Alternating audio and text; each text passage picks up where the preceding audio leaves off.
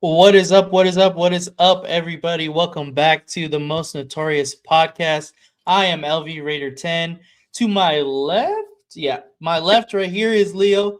Right next to him is 401 Raider Jeff. And at the end over there is Silver and Black Radio Podcast Raider Will. What is up, everybody? How are you guys doing today? Hold on, you Good, guys are all muted except Leo. Good, brother. I am good. Hello. Hello.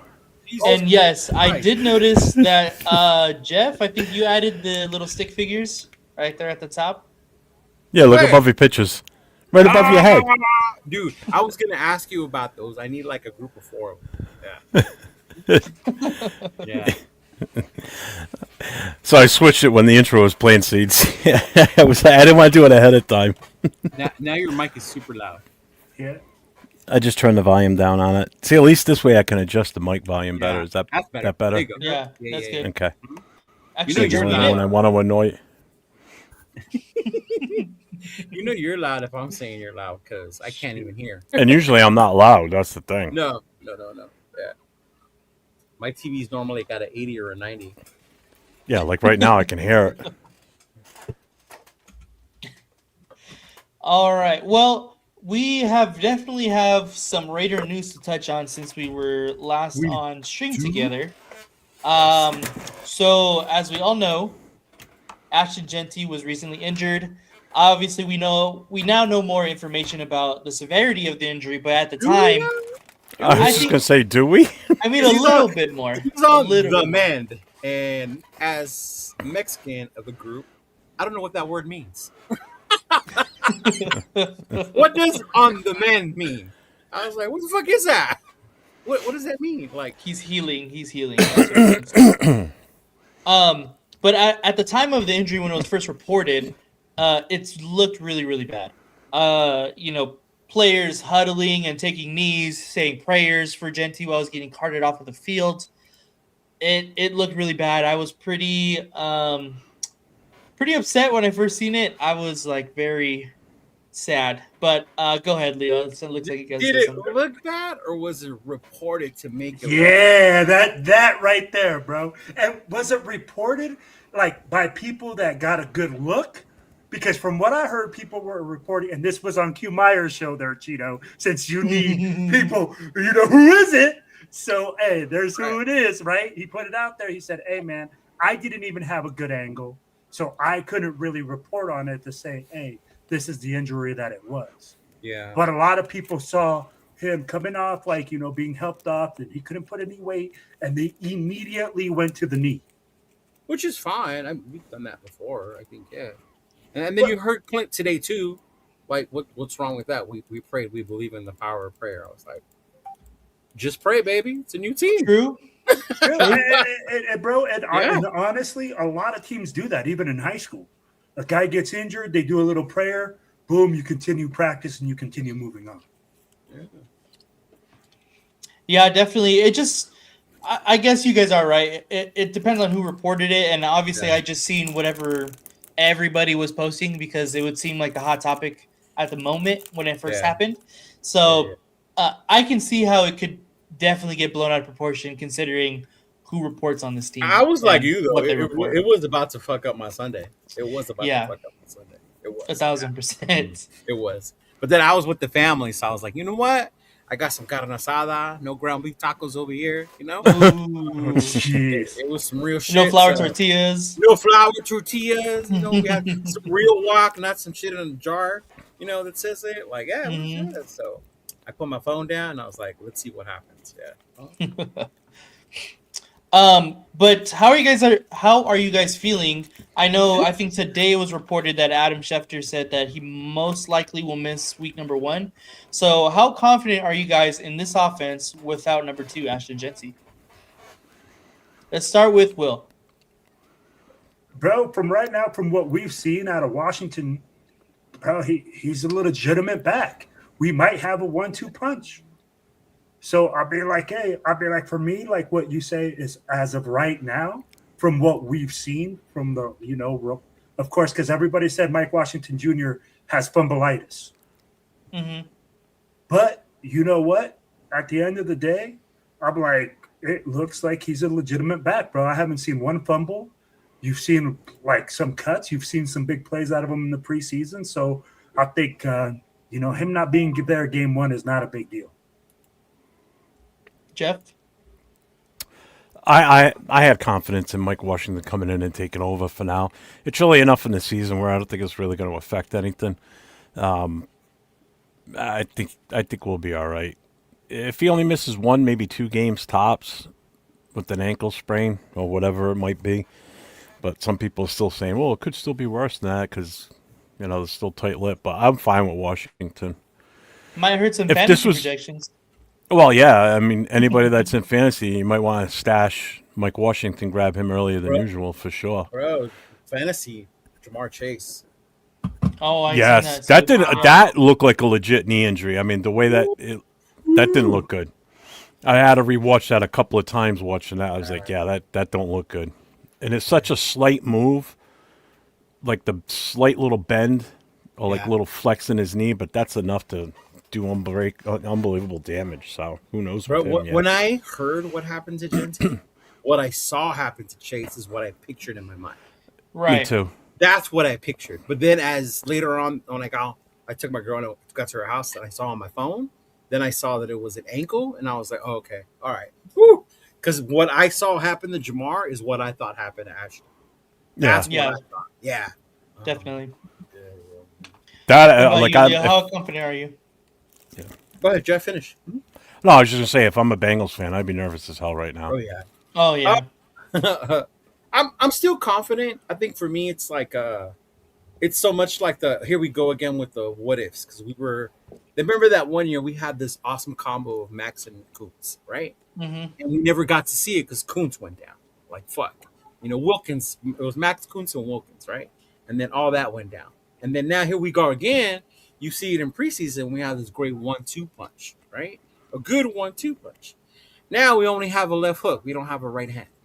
So it's a little different. Like I'm not so worried because it's not going to be long term. I hope, but it definitely changes the 1-2 because now Washington his preparation is different. Now you got to prepare to be the ones. Now you got to be the main one, right? Now you got to go out there with your own line, know all the blocking, all the assignments, as opposed to being the one that comes in part time. It's a little different. Will he be able to do all that? Like I hope so. But the fact that it's one game and what makes me feel confident is Kubiak.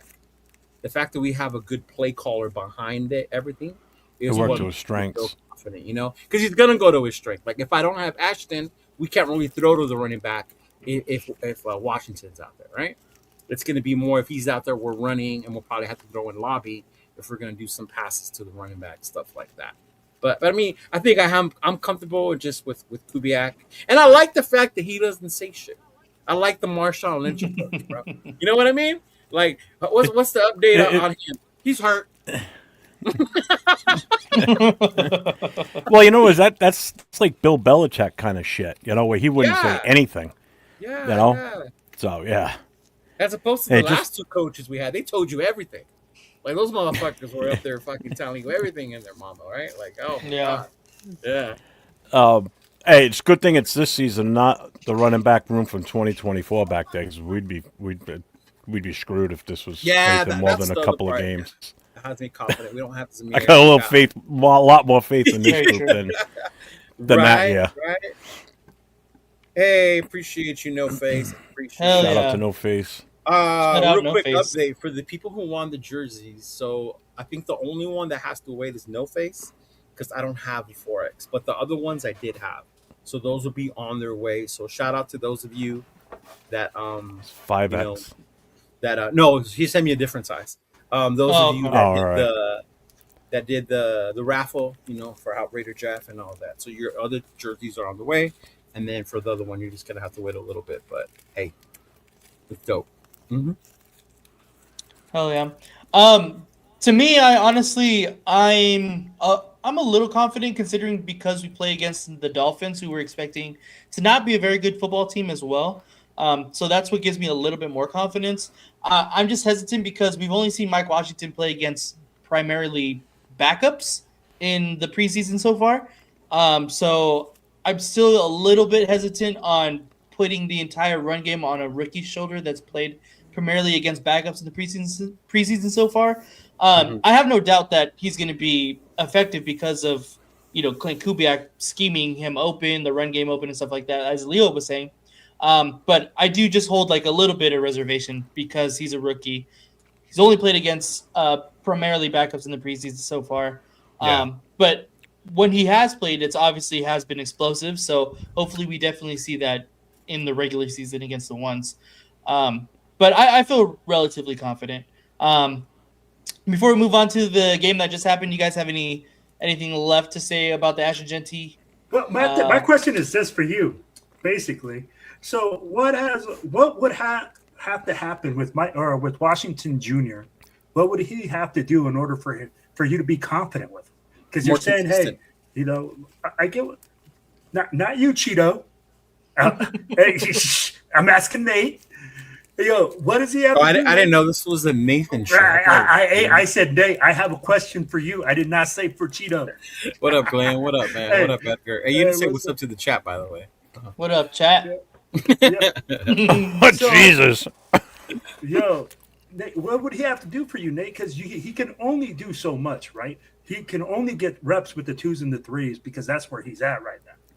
So in this preseason, what would he have to do to show you what he not 1,200 yards in the preseason game? Fucking luck. I love Big Luck. Big Luck. I'm dead. He said 1,200. Well, shoot.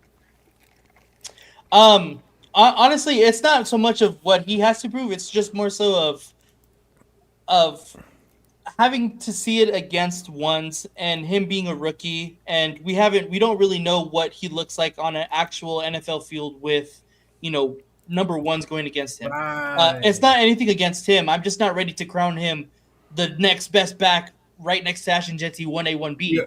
You're not ready to call him Darren McFadden? No, because we haven't really seen it yet, and I understand everybody's excited for him, and I am too. But it's just like let's not get ahead of ourselves, because us as Raider fans tend to do that sometimes, and let's just keep our reservations just a little bit.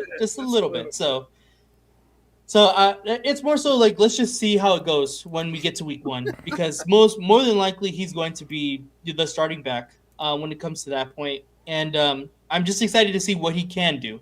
It's not anything against him. Really is what it is. I think the only thing that tripped me out, bro, was, and I was going to ask you because you're the youngest one up here, so you understand social media a little differently. Ashton put a picture of Washington up. Mm-hmm. Like, what was up with that? Was that like it's your turn now, or like why would you put a picture of the running back up like that? Yeah, that's basically what it is. It's showing like your homie love. Like, all right, bro. Like, I know my boy got this right behind me. Like, okay. I know he got my back. Like, this is him now. This is your spot to take. Like, not your spot to take, but like it's your show from this point while I'm hurt. Okay, all right. So that was more like a sign of respect. Like my boys got me. Like, yeah, we're right. Good. Okay, exactly. You gotta explain to us old guys, man. Social media is a little different for us. We don't post other men on our pages. So 805 says, wait, you can get a legitimate running back outside of the first round? Who would have thought that? What's up, 805? Oh, Lord, and it begins.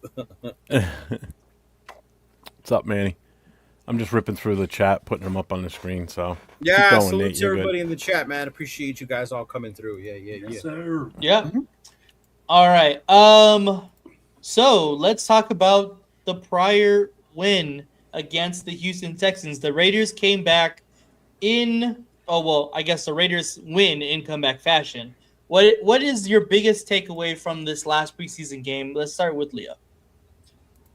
Man, when you really want or don't like someone, you can take that one play and make it like that's the worst thing that could possibly all right, let's move on. Jeff, you're next. I know where this is going. But I don't mean that in a bad way, because you guys, when I joined you guys on the live, I hadn't seen the game.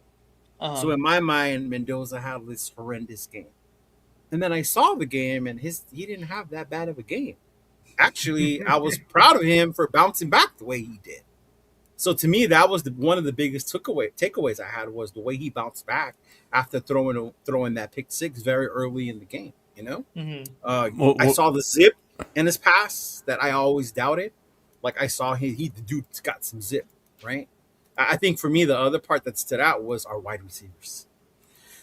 Our wide receiver, just like Negatively, it stood out negatively, yeah. Like even Jalen Naylor, like bro, like he couldn't really get open that much. If he did get the ball, it was because Nando put it in a tight space. You know, Jack Besh, zero nowhere. Some people didn't even know he was playing that game. You know? Yeah, facts. I saw him out there. I totally missed him out there. That's 100%. The other one too, and not so much with what's his face, Malik, but with him it's more the jitters. It was new. You know, when you make that one mistake, then he starts to get to your head. But he's gonna be all right. To me, he's gonna be all right. But it definitely stuck out to me, and I saw why Coach said we're waiting for a wide receiver to step up around here. Like, like to me that made sense after that Houston game. Yeah. That's on your channel, Leo. That was Manny on yours. I appreciate you, Manny. Appreciate you. So Steve in here, Alon's in here. Not a bot. I'm just trying to get through the rest of this real quick. As far as Mendoza, that was your question, right? Or just on the win itself? No, just in general. Yeah, what stood out to you most during the game?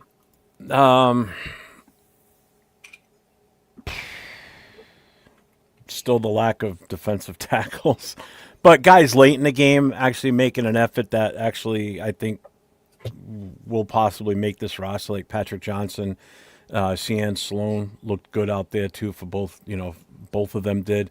Aiden O'Connell driving down at the end. I mean, I wasn't expecting that. I figured starting on our own 4-yard line, if we're lucky, we'll get out to the 40 and punt, and the game's over. I wasn't expecting him to lead the drive down there and score. I mean, we pulled the win out. I'll take the win. You know, it's preseason. I have mine hiding whatever. right there too. I'll take the win. It's the win. You know what it is? It's the win we should have got last year in Houston that we didn't get. That's what it comes down to. So, I mean, most of the game was 2s and 3s playing anyway. So, this week's game's going to be different. It's just going to be all the guys that are going to be fighting to make the roster. So, this is their last chance. So, I think the ones that were on the bubble, they did a good job on Thursday night. Some of them stood out, you know. So, I'll take the win. Preseason, I'll take it. What about Gives you? a little Will? boost of confidence for everybody. I noticed quite a few things. It's like this. It's like Leo said. You're going to have a lot of people that are hating on Mendoza no matter what he does. It seems like this kid has to be absolutely perfect or they'll be like, hey, he just not good enough. So what you see is a kid that, hey, like Leo said, he struggled at first, and then bam, gets in the role, and then he starts doing better. A lot of things, man. You're talking about the wide receiver room guys can't get open. That's why they're not getting the ball. People are like, hey, why are they not, getting the ball? Easy. Bro, you look at the tape, there's no separation. The only separation is when the guy either anticipates the throw or throws the ball in a window ahead of the guy. And that's it. It's not the guy that, hey, freaking, I'm wide the fuck open. It's like Jeff said as well. It's taking 3-4 motherfuckers to make a tackle still, bro. But you know what else stood out? And I'm glad he did. Stooks! Fucking Stooks, bro.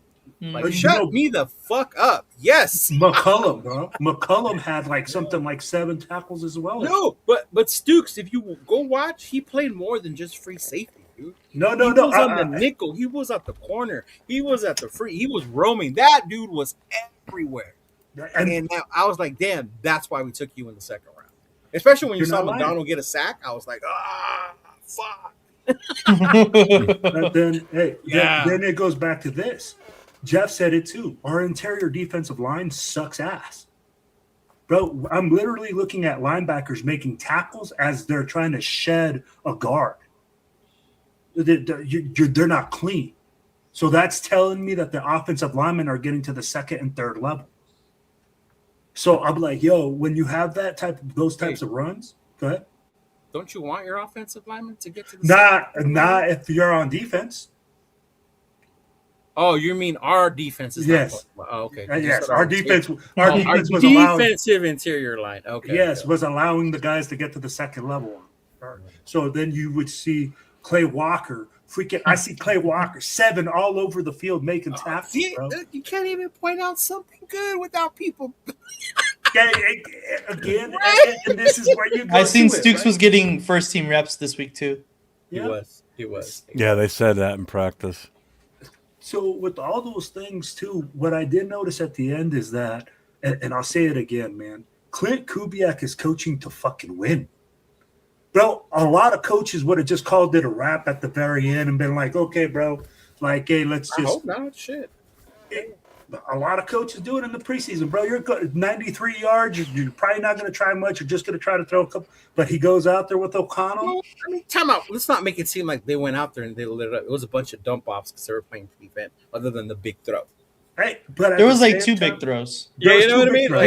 He had some deeper ones, not Yeah. like super. But at the same time, I'm like, bro, Kubiak was making those play calls and he was being more aggressive. to It's get not that like we win. were running the annexation of Puerto Rico. You know what I mean? It's like look, he I'm wasn't not being saying- that creative on the fucking. Did I say he was being creative? No, I said he was coaching to win.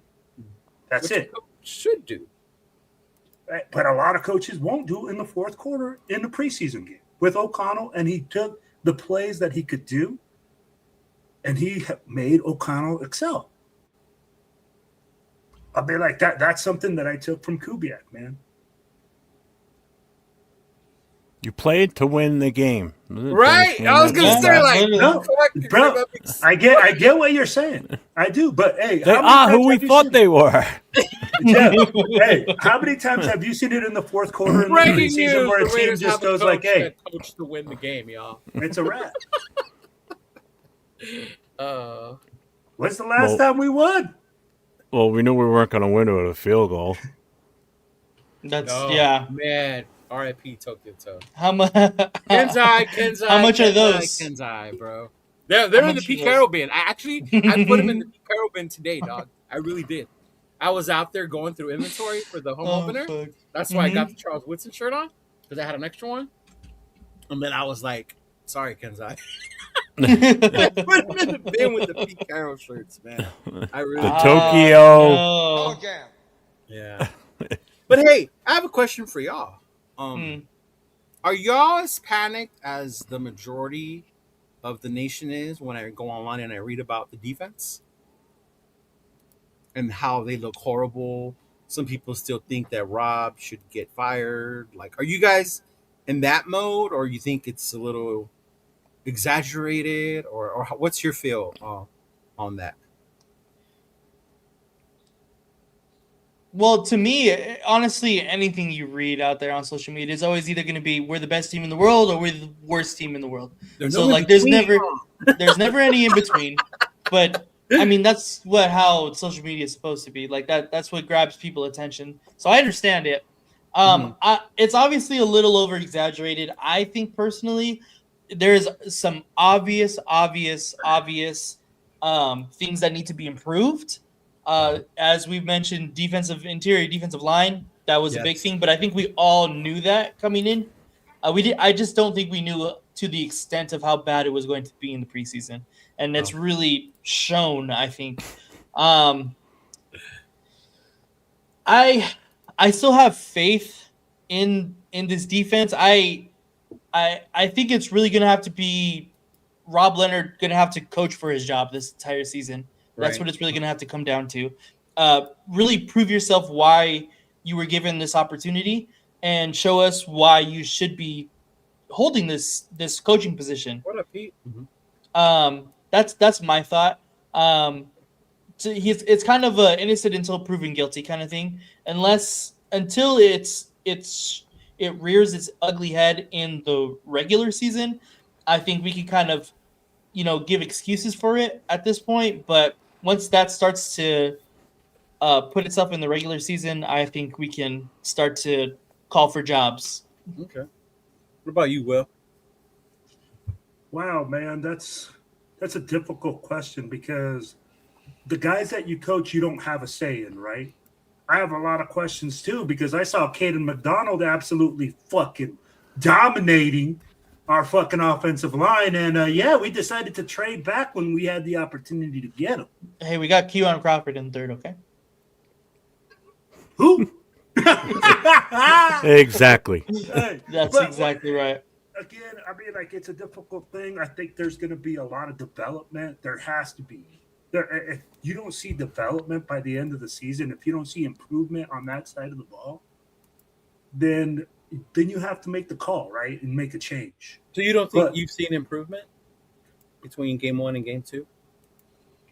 Bro, right now, I couldn't tell you because all the defense is very vanilla.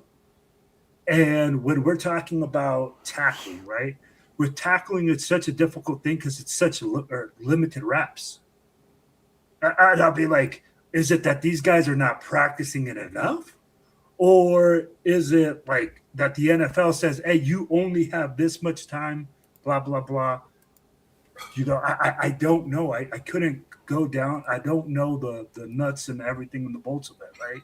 But, yeah, I'll be like, dude, I'm really having a difficult time with that. But we'll see in the season. If you start seeing more exotic looks, more turnovers, more pressure, then that's improvement, right? So that's where I'm at, Tito. I think you got to be patient with him. I think you got to be willing to say that he's a young coach, and young coaches need time to learn as well and develop. But we're fucking impatient, bro. But we got to remember, we're the 32nd fucking team in the league. You know, shit, this shit ain't going to change over fucking night just because you hired one fucking coach and you had one draft. So that's kind of where I'm at. Jeffrey? No, too many people, the sky is falling shit. I'm tired of it already. The season hasn't even started. It's like, back off. You know, get your shit together. Worry about other things right now. It's still got a game left in preseason. You still got 2 weeks before the season even starts. It's like, just calm down. You know, firing Leonard now or midway through the season is a ridiculous thing. Well, what's he supposed to do if he doesn't have the proper talent either? So if you're going out there with guys that are second-year guys on that defensive line, and that's your best option that's on this roster, you got to go with what you got. You got no choice. You can't magically just say, oh, poof, we're going to bring this guy in. It doesn't work that way. You got to go with what you got for players, plain and simple. Just, goddamn, man, fans are just too fickle. It drives me nuts. It's funny because it was the way things happened. I didn't watch the first half of the game. And all I saw was on my phone, right? People saying this, people saying that, chat this, chat that. And then when I saw the game, I was like, what the fuck were they talking about? Like, they only scored 13 points. We caused some turnovers. The secondary looked a lot better. Mm-hmm. I was like, what are they talking about? Like, it wasn't that bad. Like I saw improvement, you know, from game 1 to game 2. Like, David Mills wasn't out there slicing us up the way Gardner Minshew was in Arizona. You know what I mean? So I don't know. I'm with y'all. I think it's a little premature, you know, to start doing all that to Rob Leonard and everything. Especially because as long as Rob has been here, you look at the D lineman he's had, what he's been given. And to me, he's always gotten the most out of it, right?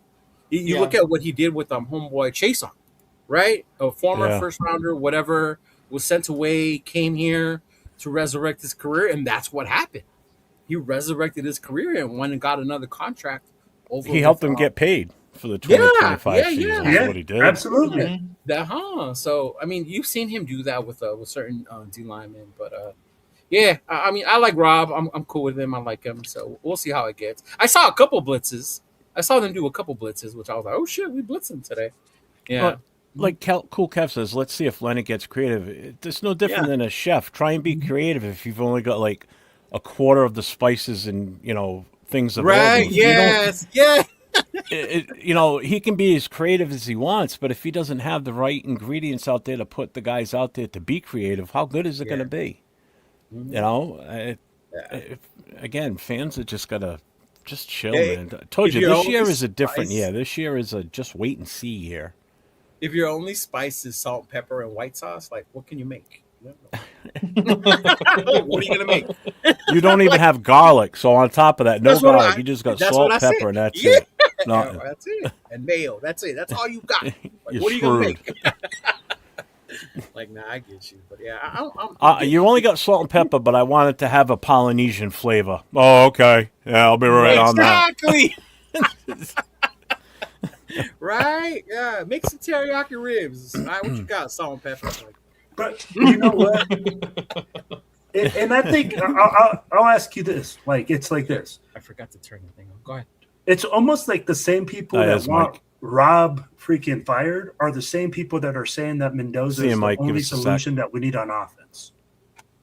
It's like they think that like you're going to plug in one guy and he's automatically going to change the whole team and we're just going to start winning.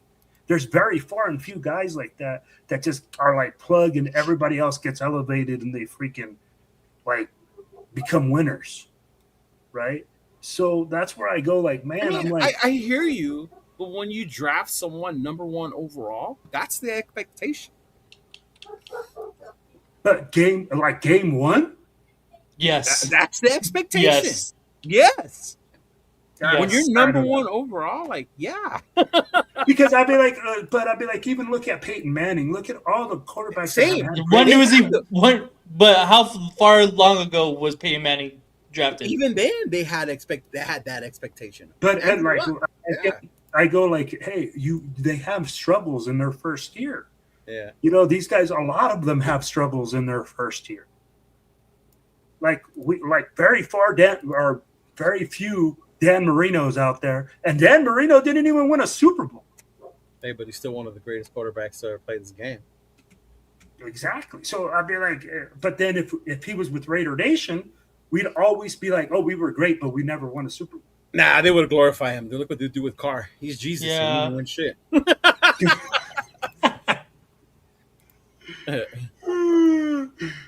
Hey, that when he was our quarterback, all I would hear is like, this guy only can get wins during the season. He can never take us to the promised land. He can never get us into the playoffs.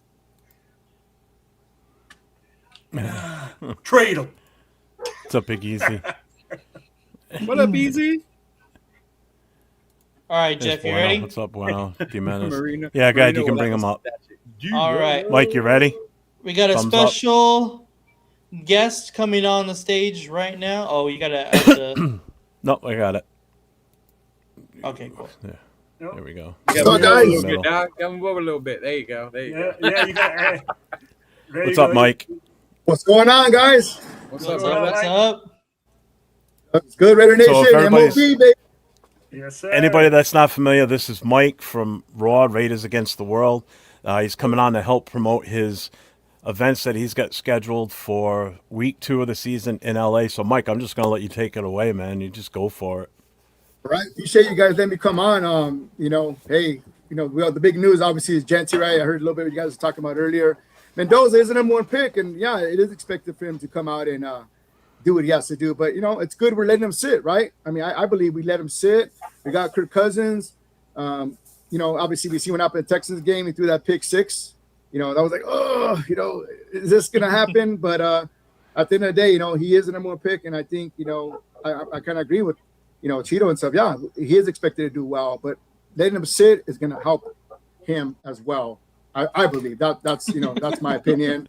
He's gonna be good. I know LV, I know Nate, he was I don't know about Mendoza, but watch guys, I believe he's getting brought up the right way. Tom Brady sat. Who would have thought, right? Look at Tom Brady, 7-time world champ. Obviously, Marino. There's just those few that come out and just kill it, man. I mean, let's be honest, Marino, I mean, he was one of them. Even like I said, and go back to Will said about Peyton Manning. Yeah, he threw a lot of interceptions, hey, the game is different. Moving from college to NFL is fast, different, big, strong, and without an O-line, It ain't going to matter, right? It ain't going to matter. You have to have that O-line protecting you. And, we're building continuity on the line, and I like what I see so far on the field. But is Kirk Cousins going to be playing this game, right? No.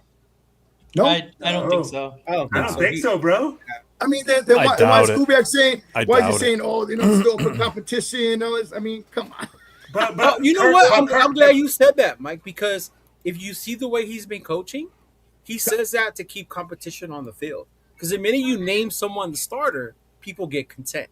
Like, it's my job. I got it already. I don't have to keep trying. So I'm gonna wait till week 1 before I name a fucking starter, and I'm cool with that. Yeah. Yeah. Me personally, I would start Kirk Cousins one more series. Just put him out there. That's just me personally. One series.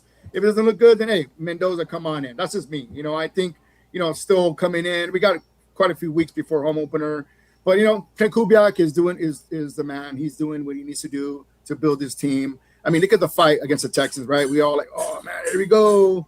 And they came back, man. We got a lot of players are fighting for their job, and I love it. I love what's going on in the field. Max, of course, he's not playing. All those guys, do not play him. Look at Genty. What a freak Max and action, Bowers right? should not even touch the field. So. Oh no, yeah, no. I mean, we got Mayer. I mean, we got other players that we need to look at. But, Big Mike didn't play, and I'm glad Big Mike didn't play. There's no need to. You No. what they are and what the role is. Yeah. Exactly. You got a lot of competition on the O line too that need to keep fighting, and D line. So I don't think JPJ is going to play. I don't think JPJ will play this game either. No, well, he's coming back from injury. I don't know. Yeah. What's the purpose? But I hold him out. And just so that way I can get him into the season, make sure that he's good. You have to. I'd be like, what else can you do? Are you telling me this coach is going to coach not to win the game by setting his starters? I don't think. I'm gonna tell you like this. I don't think a coach looks at one player and says, "Hey, I'm gonna lose the game because he's not playing." Yeah. But at the end of the day, I'm definitely, like I say, we all see it. We all Raider.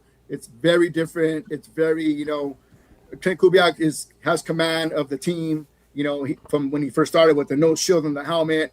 Moving forward, and I think Rob Leonard's going to do a great job. New defensive coordinator, Max and him are, we all know they're really good buddies, and I like the leadership that's going on. And I like after Mendoza made the mistake, Max went up to him and said, "Hey, man, we got you, my guy. Don't worry, you're going to be our guy. He is our future. I know, and I feel he's going to do well, but let him sit. That's the best thing for him, I believe. I'm little, and then the receivers, what's going on with our receivers, right? You got Best, you got Naylor. Tucker. I mean, there's just no playing time. But hey, we got to talk about Big Mike, right? Running back. I mean, geez, he's just killing it. Is it him or is that line? I think it's a combo of both of them. Mike's just reading that hole and boom, making that cut, and he's a big boy, man. He got some wheels. He's got some wheels for sure. I know. I'm still waiting for that 4.3 speed because he keeps getting caught from behind. Like, what the fuck? Preseason. Like, bro, you're 4.3. You're supposed to go boom. Like, what the fuck? Hey, man, remember, this is the NFL. This ain't college. Yeah. That's what I tell you. Mike. When that's what I'm saying. He runs 4.3. No one will catch him. Man, I don't give a fuck. You run a 4.3. Like, what happens, bro? But like I said, hey, guys, appreciate you guys. Let me come on, and hey, we got the LA blackout. Week 2, obviously, we got the home opener, Vegas. We all know, hey, that's going to be dope. But we got week 2, the LA blackout. Hey, that's going to be super dope. Hey, the hotel sold out, by the way, dog, for Saturday. I know. Yes. It Saturday, I believe there's still some. There's still some rooms for Friday. Yeah. Friday and Sunday, but I mean, yeah. Saturday's done. Yeah. And that's what happens. People were waiting, and we've been promoting this for a while. Hey, come on, guys. Get your rooms. And from what I heard today, I got like 3 people hit me up today, and I think the parking stall is going for like 1,000 now, some crazy like that. And I'm like, hey, can we get it back in the? Yeah, come to Tom's right across the street from SoFi. Then we got DJ Angie V in the house. Joey Avila, Lester Hayes. Hey, he's. I mean, what more can we ask for? Great ambiance there, TVs everywhere, 3-story. At Tom's Washburn, got the pool. Man, we just chill out there. Got confirmation today. There will be TVs out there in the pool area for both nights. We got the day event, 12 to 7. Get your pre-sale tickets, guys. And I said $15. You can't go wrong. I think they're gonna go up if you want to get them the week of or the day of. But I mean, $15 to see DJ Angie V. Joey. Yeah. I mean, entertainment is gonna be up. Raider Jeff. You get to see Raider Jeff. Jeff's gonna be there. We just confirmed today he'll be doing his live on Sunday at the Raw Nation Lounge. Jeff's gonna do a live out there for Sunday for the tailgate.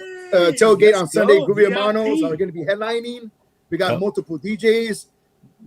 tons of vendors. We're still adding more stuff to the plate. So it's exciting, guys. And like I said, if you got nowhere to go, and if you do, come to Tom's, man.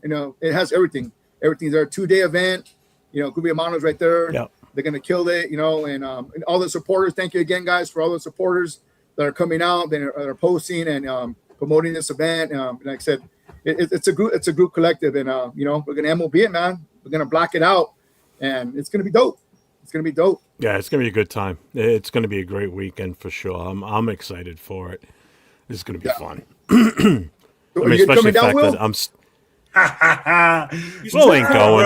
Cool, don't even ask him, dog. No, I can't, man. I wish. Unless there's like a Harry Potter library for him to go tour at, he's not going. Oh, shoot, bro. This man, I'm like, I'm not rich like these guys, Mike. I'm like, these guys got deep pockets. Hey, but you know what? I mean, Jeff, man. I mean, I'm excited for Jeff coming out. Not just week 1, but week 2. Man, that's dope, Jeff. I'm glad you're coming out, brother. Yeah. But don't miss out. I want to give a big shout out to my boy. Cassie will be here too. Our homie from Australia. Oh yeah. Awesome. That's dope. Cassie will be here as well. Yeah. Yeah. I mean, for the past couple of days, my phone's just been ringing, DMs, messages. I believe it. Confirming, and Angie V is known around the man. Angie V, I got excited when they told me about Angie V, dog. Oh man, she's gonna kill it. She's super excited. She's also gonna be with us on the Arizona takeover as well. Mm-hmm. She'll be over there at the Arizona game as well. She'll be DJing the tailgate. So we're excited for her to come out. We're excited for everybody, all the performers, all the DJs coming out. We're getting, like I said, there's just more stuff being added. People are reaching out. We added some more super fans and, like I said, vendors. And I think vendors are almost done. I think we only got maybe one more spot. So if we're looking to vend, reach out and DM us, and we'll get you an email out there. And, it's gonna be dope. It's gonna be awesome. Of course, everybody's gonna be in pink on. People are gonna be in pink on. That's awesome too. Go do your thing, Raider Nation. Let's black it out together, and just take over LA like we usually do. It is our second home. But like I said, at the end of the day, if you ain't going to the game, come at Tom's, man. And we also got the 2-day event. We got 2 tailgate parties, one in the morning from 9 to 12, and then another one, a game watch from 1 to 4. Damn. So like I said, all you can eat, all you can drink. That's $65. Yeah. I mean, like I said, that they can't go wrong. Wait, you said $5? $5? $65. Oh, 65. But I mean, you think about it. All you can eat, all you can drink. Tom food is off the chain. Man, I had the wings, the wontons, the artichoke dip. That shit was bomb. Yeah. I had the tots, and I had the nachos. So Mike, just so everybody knows, Mike and Leo are talking from experience because Leo was there the other day getting footage for promotion on his end. I went to go see Carol G. And Mike was there with Mars' wife, and they were taking a bunch of video.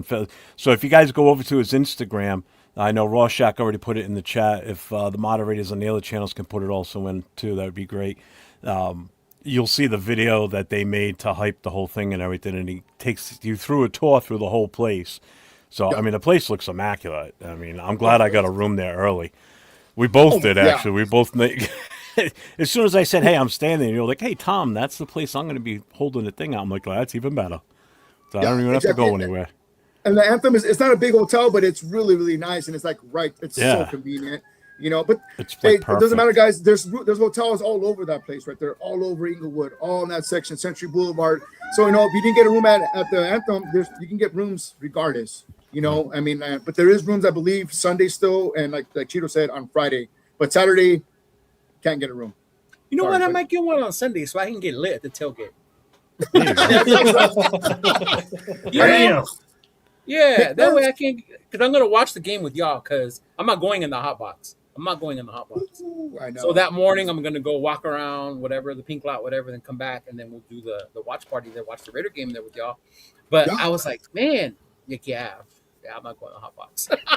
and then, like I said, it's gonna be going on all day Sunday, even after the 4 o'clock after the game. People are gonna come back to Tom's. I'm already getting messages. Hey, can we come back? Yeah, come back, man. Come join us. Come. Raider Nation is gonna be partying all weekend, man, including after we get that big W. Yeah, I said that big W. We're gonna get that big W. We're gonna shock some people, and You mean win at SoFi?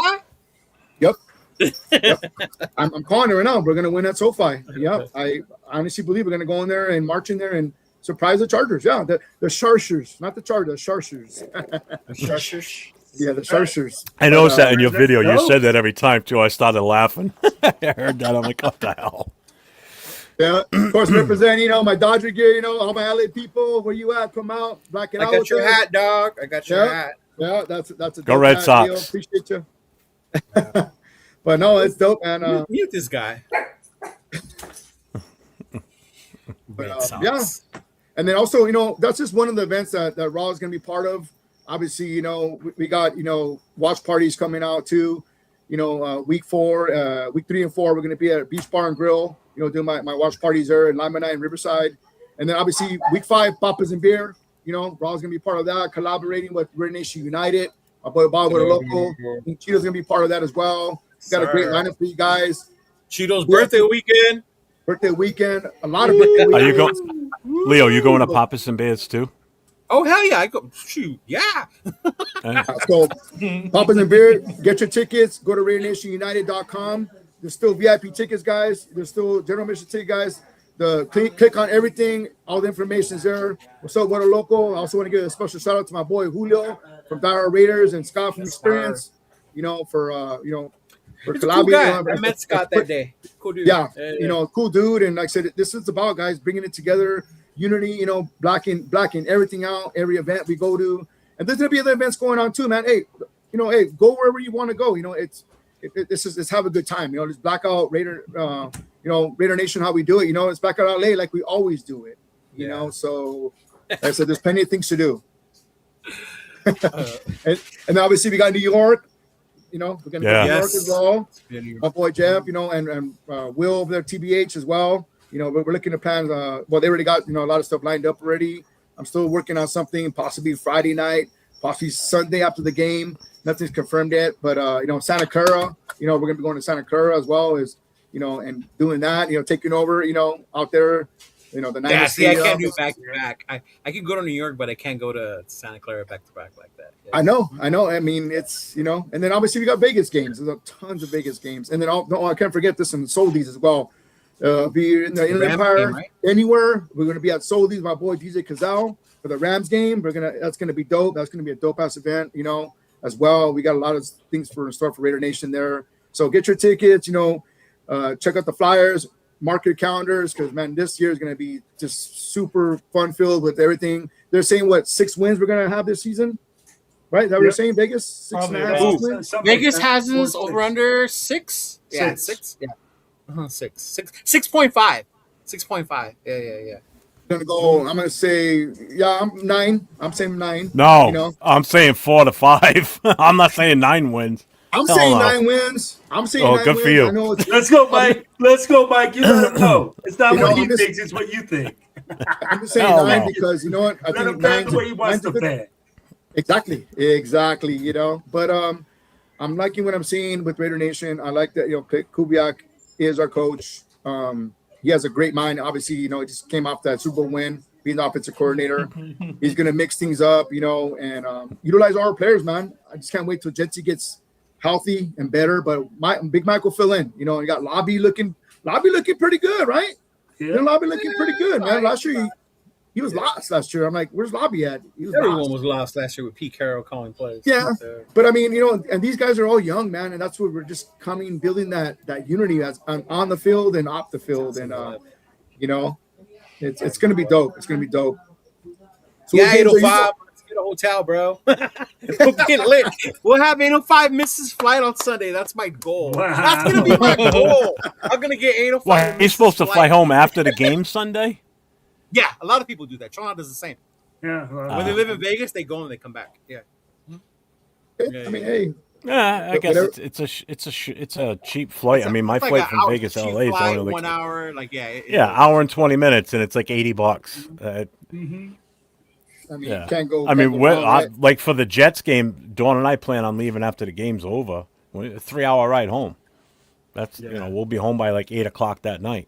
That's like it's so technically I don't a know. 3-hour drive. You never know, but Jeff. It's more You might than get a a 3-hour room. drive. Yeah. I don't know. We might stay in extra. I don't know. It's up to her. It's her call. She has to work on Monday, so if she's got time and can take it off, then that's different. Yeah. I mean, after that big win, I'm telling you, we're gonna get that big win in New York. That's gonna be fun too. Oh, I mean, Jets, there's so many. That's one of my wins. Mhm. Exactly. Don't say that, man. Don't say that. And don't Gino forget, Smith is going to tear us up.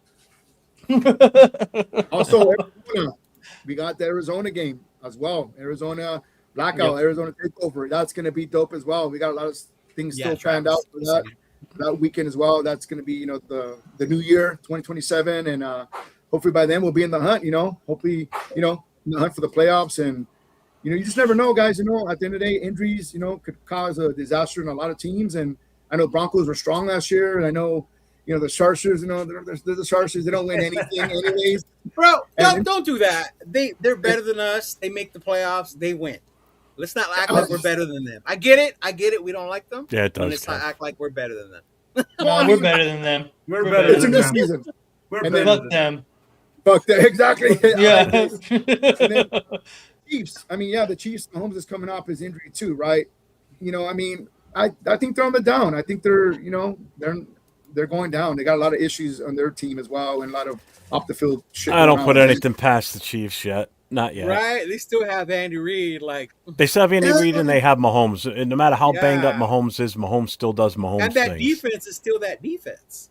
Yeah, but they lost some players. So just like a lot of teams. Yeah, but still, it's a beginning of the season. We won't, it's Travis, I have faith. Mike, don't let them rain on your positivity. Don't let them rain on your positivity, Mike. You know what I'm saying? Well, but hey, time will tell. We'll see. Only one team can win it all. And, I just hope we're just competitive, which we were going to be a lot more competitive. We're going to be in these games. We're not going to get blown out. Like in Philadelphia, that was probably one of the worst games ever. Oh, trust me. I know. I was there. It was if horrible. that happens again, then Jeff is no longer allowed to go to any more games. If we get blown out when Jeff is here, Jeff can no longer go to games. That's his fault. No, he's not allowed.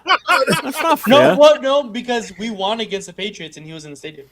Yeah. Exactly. Yeah. Exactly. That one. Out of all the Raider games, I've been to, I've seen us win 2. How And many both games were have you been against to? both against the Patriots. Yeah. Well, we got So the I've week been 5. to 1, 2, 3, 4, 5, 6 in total. Yeah. Don't forget, I don't go outside the East Coast for Surprisingly, I I was counting the other day. I've seen them win a lot in Vegas than I have on the road, which is crazy because you've seen how very few times we've won in Vegas. Yeah. But surprisingly, I've seen them win more in Vegas than on the road. Yeah. Yeah, the first couple of seasons, we had that, obviously the COVID year, then obviously 2021. That was a great year for us, right? We made the playoffs, and then we just made some bad decisions. And Mark Davis hopefully learned from that. It took us 4 years to get to this point now, and we're still building up. But I like Spytek. I like that what he's doing, building around the team, building that old line. The Linderbaum signing, that was huge. Right away, get Linderbaum. Let's just solidify his old line. That was huge for Raider Nation. The offseason and little by little the pieces and the draft picks. And we had Rodgers. He looks like really up and coming lineman as well. Grant. Seeing them in training camp. Some big boys, man. Glaze. He's got a lot to prove this year. The competition. Zune, right? It just keeps better and better. And we all know, a lot better than last year's bull crap, huh? Exactly.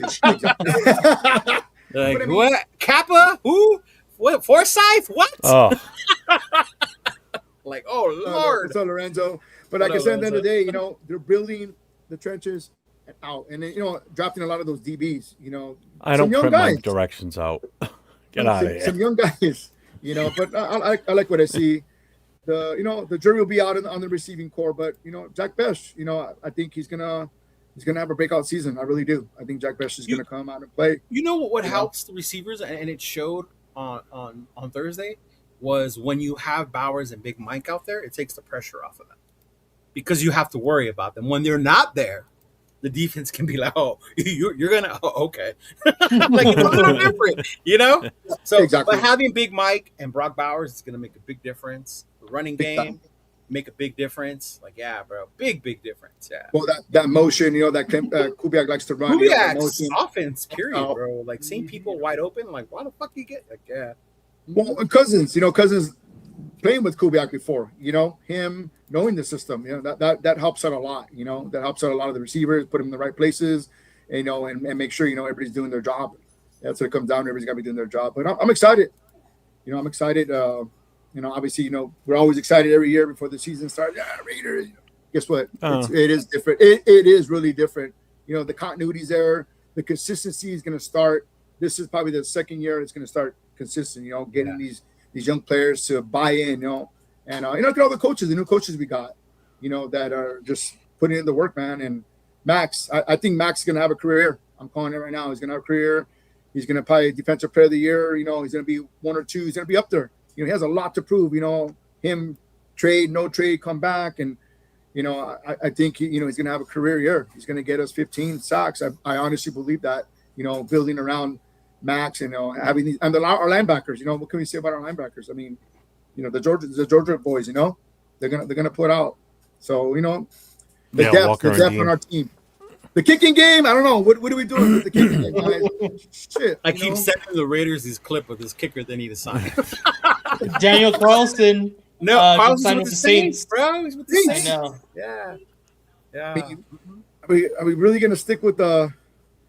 Tokyo Toe's gone. We know that, but I mean, I don't think he's gonna make it. He's gonna make it. Kensai had his unless Kensai this game, like they go out there and he kicks like 3 or 4 field goals and you add like a 40 or a 50-yarder, and we're like, oh, that's the only thing that's gonna save him. I don't even know if he had that in his bag, like just in general though. Yeah, he's been bad. He's been horrible. He's been bad. I mean, I feel bad for the kid. I was like, man, you did so great in college, all these kicks in a row. I think it was 25, something crazy, and confidence do that to you. People forget. Before we got Daniel Carlson, he got fucking basically booed out of Minnesota because he was so bad. Oh yeah, and then he came here, change of scenery, and then he became Cash Money Carlson, right? I honestly totally forgot about that. That's why people forget. Totally forgot about that. Before we got Carlson, he was booed the hell out of Minnesota. Not about that was earlier today. She passed away. Yeah, bro. Yeah. Dolly. But Mike, do me a favor, big dog. Do me a favor. Yep. We get called negative a lot.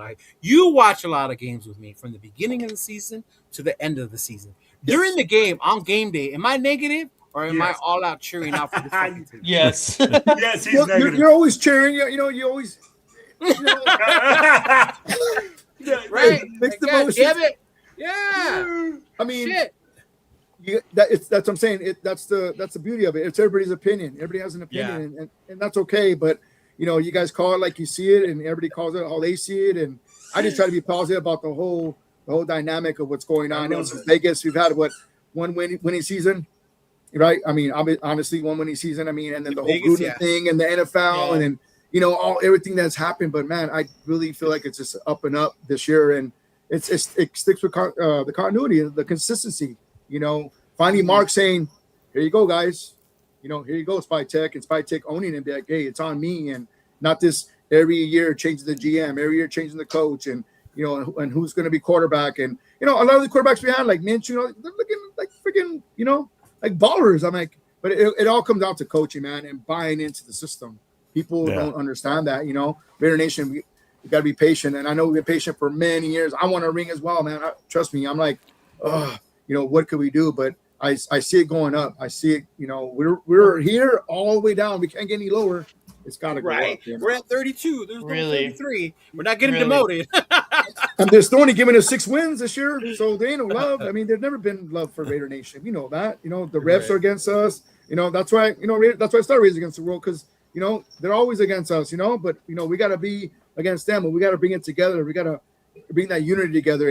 Like I said, and most of us do. On the outside of the field, we all come together and cheer our team on, and I feel like this year it's going to be happening on the field a lot more consistent for sure, And at the end of the day, let's go, man, let's go, Yes, but sir. Yep. I love it, Mike. I love this positivity, man. It's like this with you every year, man. I love it that, hey, you know what? I get it. A lot of people are going to say we're going to struggle, we're going to do this, but you always have that positive mindset, man, and I love it. Yeah, I mean, we have to. I mean, if that's your passion, that's your love, we always got to be optimistic about what's happening in Raider Nation, right? I mean, the tailgates are going to be there, the parties are going to be there, the events are going to be there. For the most part, we're always going to have a good time, but it does suck, and it does, at the end of the day, when we're 3 and whatever we're 15 or whatever, or we have 2 wins and it's week 10. It's like, come on, I mean, shit. But yet we're still there watching the game to the end, right? Watching the game. Hell yeah. Right? Hell yeah. And it's funny because, I got friends that say, how can you spend money to go and watch, this team and they're so bad? I said, you know what? I said, it's checking you, dog. Yeah, exactly. But it's not even about going to the game, whether the team's good or not. It's everything that comes with it. Like these 2 weeks I'm going to be out on the West Coast are just going to mean so much to me because I'm going to be around so many Raider fans, whereas it's different being on the East Coast where it's just however many come out here for it. Either it's a hit or miss on how many come out. But going out there, I'm going to the fan base. I'm going to where all the fans are, especially when we get to LA. I know the group's going to be even bigger in LA versus in Vegas, obviously. Well, you're going to get a big group in Vegas because it's the home opener. And that's just it. If you were so coming it's another time, it might be a little different.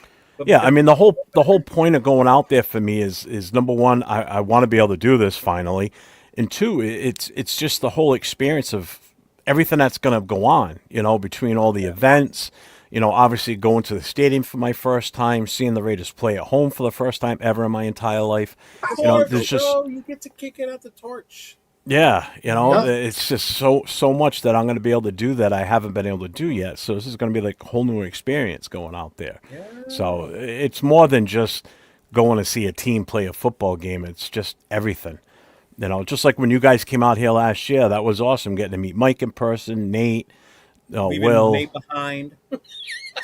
Yeah, unfortunately. Cheeto, I mean, we're yeah. But hey, that's what it's about. Meeting new Raider Nation because we're worldwide. We all know. There's Alpha Kasi. What's up, AR? Yeah, people. Yeah, from all over Mexico. All these countries. And it's dope. London. Hopefully next year we get a international game. Yes, sir. Let's go. See, that one. All of a sudden he's got money. See, I don't have money like you guys, but I'll go international. Hey, that's only one guy. This guy. I would love to. I would love to go to an international game. That would be awesome. Hopefully, like I said, all this year it's all Sunday games, right? No Monday night, no love, and no prime time games, nothing. Nothing. When you're a Raider fan, and like how Mike says, we have events, we have watch party. That is our prime time shit. It doesn't matter if it's later on in the day. We make that 1 o'clock game our prime time game. We make 100%. That 10 a.m. game in Riverside at the beach our fucking prime time game. You know what I mean? Yeah. Like we don't need it to be at nighttime for that bullshit because we're different. We're different in that way. Yeah, we're very different, and that's what makes us different and unique, But at the end of the day, the schedules it's a rough schedule. We got a lot of good teams on our schedule, but we're gonna upset some teams. I honestly believe that. We're gonna be there to the end. But I'm just scary. I'm just worried about the kicking game. Honestly, I know it's still preseason, but man, I don't want to get back to the Joe Nenny days where we're there, and then Joe Nenny's up there, and it's like, oh, what's going on here? Like, we're trying to Brewski when we need him. We're trying to Kowski, Oh my lord. I don't know. They need to fix that. They need to. I don't believe in. What's the one team you said we're gonna upset some teams? What's the one team we're gonna upset that's gonna really be like fucking wow, and you're gonna be up for like I told y'all. That's the one we're gonna upset. Well, I wouldn't consider the Chargers an upset because they're rival games. Usually when you play rival games, it's up and down. You just don't know. I'm gonna go up and I'm gonna say, fuck, that's a good question, Judo. I already got my answer for that one. Are we gonna say Bills? Ooh, Bills. Oh, we beat the Bills, bro. I'm doing laps around the fucking stadium. Bills easy Gruden. Easy Gruden. We got Seahawks. That's they're the world champs still. So to be the champs, you gotta beat the champs. They're gonna come and McDonald. They got a good squad. They're gonna come to Vegas and everybody's gunning for them and But I think the Bills, if we beat the Bills, that's a big. I like that one. that one, Mike. Bills, that's a good one. Ooh, Travis said the Queefs. The Queefs would be a big one. At home. The Queefs at home, though. The Queefs at home. Fully healthy Chiefs. Fully healthy. I'm a Mahomes-led Chiefs. Yeah. But like I said, the rival games, is that really an upset? Because we always play each other tough. Even like that Denver game, was it that Thursday night game we played? Right, Yeah. Denver was like, He said, I mean, shit, man, come on. You're Super Bowl bound. We beat Buffalo. No, I mean, honestly, I think if we beat Buffalo this year, Buffalo, very consistent in the last 4, 5, 6 years. Josh Allen is a stud, dope ass quarterback. Like I said, we beat them at home. That's going to be a very, very big win for us. Our confidence builder moving forward. Because after the Bills, we got what do we got? Not Rams, right? Is it Bills and Rams? No, it's New England. That's when we go to Rosarito, right? Okay, so then it's Bills and then so. then Patriots. That'll be a big win going to Boston. I mean, think about it. No, it's the Chiefs, then Rosarito, and then the Bills. Yeah, Patriots, then the Bills. Yeah, the Bills. Patriots are October 11th. Yeah, so after is the Bills game. Yeah, so I mean, that's still going to be a big confidence booster. We beat the Bills. Dude, after the Bills, I think it's the Rams game. The Rams. Yeah. Okay. Yeah. There you go. That's the team I say. If we beat the Rams, that's the team. Yeah. Nathan will be happy if we do that one. I would say, yeah. I mean, if we beat the Rams. If we beat the Rams. Oh my God, I'm doing laps for sure. Yeah.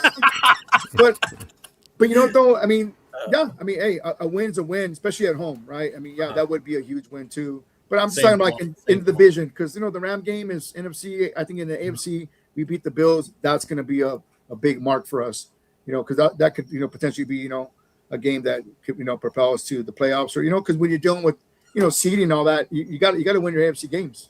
You got to win every game. Obviously, we all know that, but the Rams game would be a big victory. That's the first time they come into Vegas, and the last time we played them, that was that Baker Mayfield game, right? Oh my God, I was there for that. Yeah. Ugh. Which still to this day, they were showing it the other day. Max got that big sack, right? But that fucking penalty, Jerry Tillery, fucking Jerry Tillery, like that's what gave them that life and allowed Mayfield to drive down the field. Well, also, Derek Carr threw an interception right on the goal line to end the half. Right. It's what it is. I was at that game. It's SoFi. What's up, Rafa? Yeah. You were? So I mean, we're looking forward to the season, guys. Looking forward to hanging out with you guys.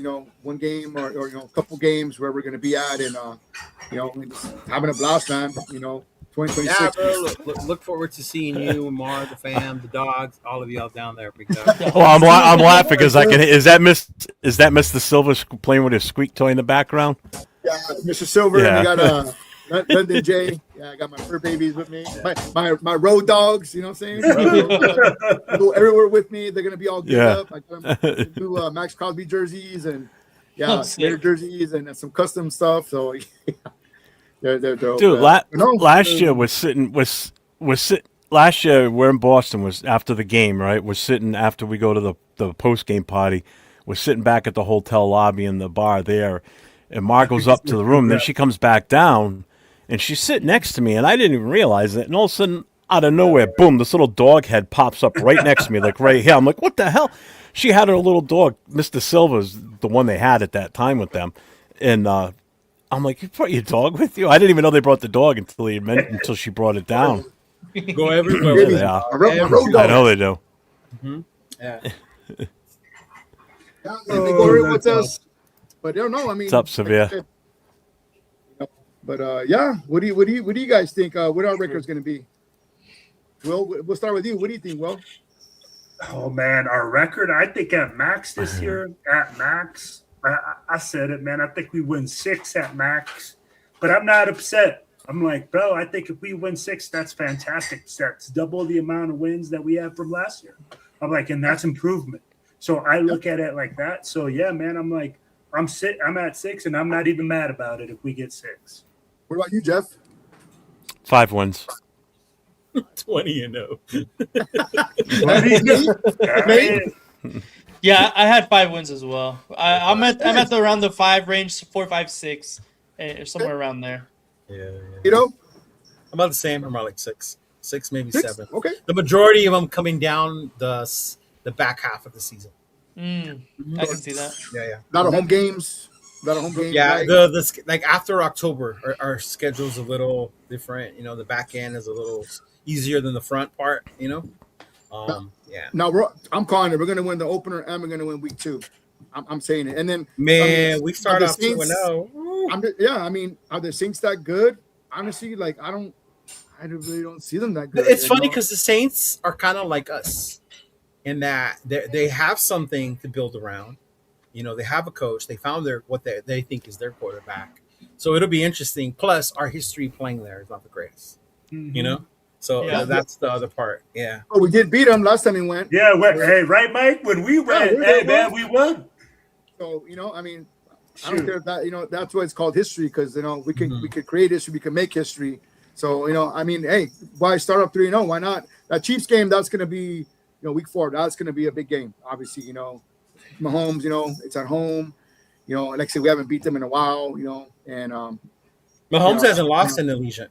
Yeah, he's never lost well, the Legion. Well, I mean, we haven't beat them like in a while. I'm saying, like, I know he hasn't. We haven't beat him in the Legion, but I'm saying we beat them. And the big the Henry Ruggs, game, and and that Black Friday, that Black Friday a couple years ago, that should have been our dub too, man. We're like right there, and that was when Jeff Jinx Carlson, man. Oh yeah. Don't remind me. But no, then obviously, our kickers are so good. Bastard misses 3 field goals. Going to Boston, Patriots are coming off a Super Bowl, appearance. I mean, they're going to be tough. Vrabel got them playing too. So he's got them playing, and again, because of where I live, I see the news all the time. Their team's completely revamped now. They're to the point where they could expend letting Booty go. So they just traded him away. So their offense. Yeah, they got a better offense now. Their offensive line is better. They've got a second-year running back there now. So their team's not going to be as easy. And we're getting them later in the season where they're going to be a little bit more well-oiled versus last year. We got them game 1, and both teams looked horrible out there. We didn't even look that good. We barely won that game. We didn't, but we pulled it up. But like I said, we won it, and that was the best part. Living here was great. The first 8 weeks is going to be tough, after the Rams game. And then, we got the Jets. And then, obviously, we got the 49ers, and then the list goes on and on. I'm just saying. This fucking guy right here. This guy, talk about negative right here. Choker's going to kill us. But you know what? Max said, Chargers, Don't even listen to him. He'll plan to go to a game, and as soon as we start losing, he's like, "I'm not going anymore," and then he disappears. So he does it all the time, every year. Every year he does this. Man. He's supposed to be coming to. Isn't he coming to LA? Supposedly. Who knows? If we lose to Miami, he won't be coming. Obviously, more than likely. If we win, maybe he'll show up. We're not losing. No, I don't think we are either. Miami. Miami's a mess. It's funny because you bring up week 1, and because we play different now, the preseason and the way practices go, week 1 and 2 are like toss-ups nowadays because you don't see real teams what they're going to be like until week 3, 4, 5, right? New England was a perfect prime example with us last year, right? Like, there's no way if we play them at the end of the year last year, they whoop our ass if we play them. If we would have played them 2 weeks later, they would have creamed us. Oh yeah. Cut them off guard. I mean, Vrabel said it. He got out coached. That was the one coaching. Big deal for Pete Carroll. Got that week 1, but at the end of the day, like I said, it's going to be different. I feel it's going to be different. We're going to be a lot more competitive. Clint has a lot to prove. That's the whole thing I want to see, bro. That's why I don't. The win number to me really don't matter. But it's the competitiveness.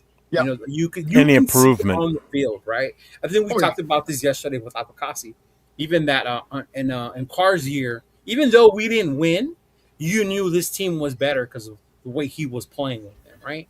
You just had to start adding pieces, right? And then the second year we won like 7 games, and you can start to see the improvement. And then 2016 happened, right? Like, wow, like that shit just clicked.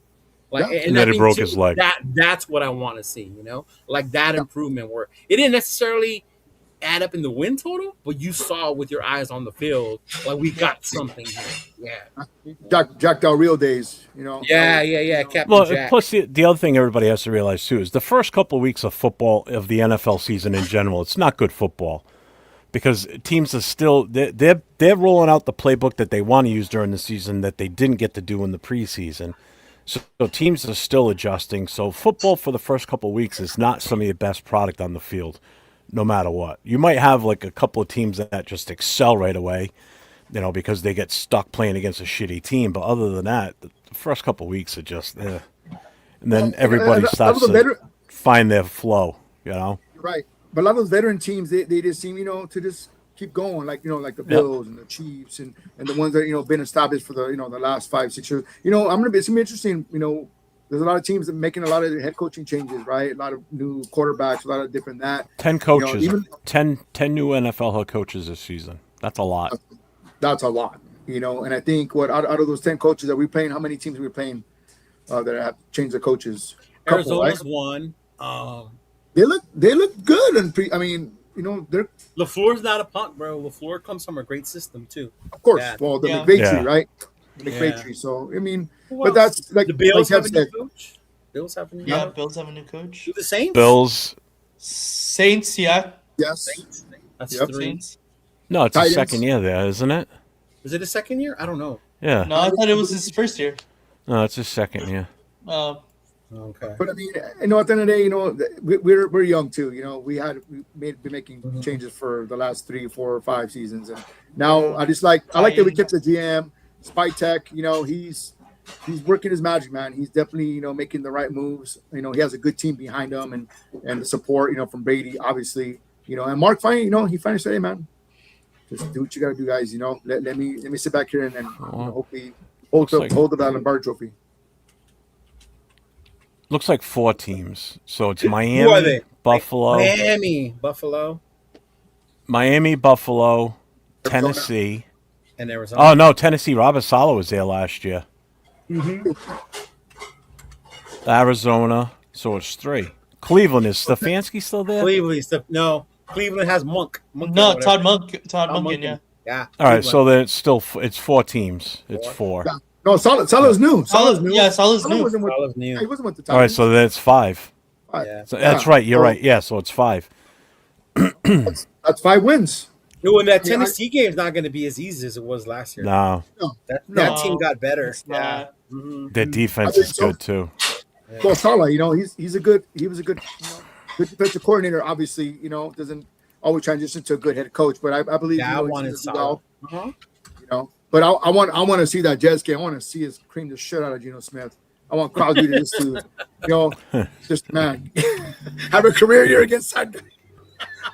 For all the shit he talked and disrespecting all the fans and who's that guy think he is? Man, they should have got rid of him week freaking 7 and said, "See you later, man. Give him his papers and get walking." But obviously that didn't happen. But I'm looking forward to that Jets game, Jeff. Right? Max Crosby getting that's gonna be fun. 2 sacks on him and. I hope so. He should have a field day with them. To be honest with you. Is Jeff being positive about Max Crosby? Wow. So all we had to do was bring Mike on the show, and Jeff would say something positive about Max. I'm rubbing off on him, guys. Am I hearing this correctly, y'all? What is going on here? I'll tell you what it is. I got this. Emotional damage. I'm still missing that number 14 draft pick. Oh man. Yeah, Still bothers me. I'm happy with it. I'm glad that Max didn't get traded. I'm a big Max Crosby fan. I was pretty devastated, pretty pissed off about it. But it's a business. I get it. But it didn't happen, and Aaron Glenn gonna be fired. Yeah, he probably will. I don't think he's a head coach. Like I said, there's some guys that have that head coaching. They're just made for it, and some guys just don't. I mean, we could go. The list goes on and on, right? Turner's one of them. Norv Turner was notorious for that, right? And everybody was hiring him still. It's shocking to me. Oh, Norv Turner, well, you can coach here, you coach there, and great coordinator, but horrible coach, But no, it's always a pleasure, guys, hanging out with you guys, man. Much love to everybody out there, Raider Nation. Don't forget the LA Blackout. There's still tickets for sale, pre-season, pre-sale tickets. Get your tickets, guys. It's gonna be dope. We're gonna be at Tom's Watch Bar, right across the street from SoFi. We did some good content. Like I said, it's gonna be dope. We're gonna black out LA. We're gonna get that win week 1 in Vegas. Come back week 2, get the second win in LA. And it's gonna start our season very well. But come hang out with Ron Nation. Come hang out with all the supporters. Like I said, big shout out to my boy Julio from Dire Raiders. and Scott Experience, everybody that's supporting, Jeff, Cheetah Linus, everybody else that that's on the flyer. Appreciate you guys, putting it out there, and there's still tickets available, pre-sale, My pleasure. and also the tailgate. Yep. I owed you anyway for everything you did for me when you were out here in New England yeah. last year. You and Will, you guys killed it with us last year out here, helping set up a lot of stuff, and like you did the Sunday night post game stuff in Boston at the Scorpion Bar. That was a good time too. So that was fun. The whole weekend was fun. So It was. that's It why was, I'm and looking forward to this. Yeah, no. Honestly, it was dope, Jeff. Meeting you, and obviously, it was a great turnout. And we got the W. That was even better. I mean, Yes, sir. That was icing on the cake, baby. the tailgate was crazy, bro. It was all rainy. It didn't matter. Yeah. Oh, it was hard. Oh, weather sucked. It was I bad. would have ruined my Going Jordans, out, dog. Raider I Nation would've showed been up to pissed. show out in Boston, and week 5, hopefully everybody. Hey, if you're in Boston, make sure you hook up my guy Jeff out there. TBH Black Hole New England. He's the guy. He's got a great lineup for you guys out there. Whoever's going to Boston, support Jeff. And anywhere you go, guys. And I said there's a lot of events going on. Go hang out with your local booster clubs, your bars. Any events that you guys want to attend in Vegas. Week 1, a lot of stuff going on. So I'm gonna be at the top. Like I said, I'm supporting the Black Hole, the pool party. There's gonna be tons of shit, breakfasts and poker. Tournaments, TNBC, and multiple cousins be having stuff, man. Go support them, and hey, you guys have a good time, and that's about blocking everything out. Just black out our stadium for once, Raider Nation. Come out and black out our stadium. Don't Yes, sell your sir. tickets to the fans. Come out and black out our stadium and let's get that week 1 started. Get that big W, and then just keep going, keep the momentum going for week 2 and our whole season. And I'm calling it. I'm saying 9 wins. I'm calling 9 wins, and I'm sticking with it. And go put your bets in because I think they're gonna win over 6. So if you're in Vegas, put your bets in, guys. We're Let's definitely go. gonna. But I appreciate you guys again, man. Much love, respect Hey, to no everybody out problem, there. big dog. Oh, I'll yeah. see you on No Thursday. problem, Mike. All right, man. Later, Okay, brother. baby. Much love. Take Bye, care. guys. All righty. Yeah, not a bot. Yeah, but we came close to beating the Texans, the Bears, and the Jaguars. Yeah. That Bears game, dude, we should have fucking won that one. That was a good time. Though. That was a good time with Solis. That was a good time with Solis. That was a good time. That's when I found out Nathan was a celebrity, man. He has his own little section, had his name on the table. Damn. Stupid. I'm dead. That's No, funny. No, that was a good time though. We locked it down. That whole section right there. Bam, bam, bam. We did, bro. We did. Yeah. So this was a good time, man. Shout out to my Yeah. boy Mike, man. If you guys don't know Mike, he's a Yeah. good guy, great energy, very positive, very positive. Yeah, hell yeah. He just likes to bring the party unity to Mhm. the nation. So if you see him in Definitely. Vegas, dope. Over here in LA, he lives in the Inland Empire, so we're often at the beach over there, the Beach Bar and Grill in Riverside as well. His kids are DJs, so they do a lot of parties as well. So make sure y'all follow Raiders Against the World, Movement to Blackout, those two pages. The dogs, if y'all like the dogs have their own Instagram, y'all. Are you serious? The dogs have their own Instagram. Yeah. Shout out to him, his family, Groovy Hermanos are his kids, and then his wife, Mhm. Mark. Sweetest person in the world, man. Yeah. Yeah. Man. Yeah. Leo put me in touch with him back in like March of 2025.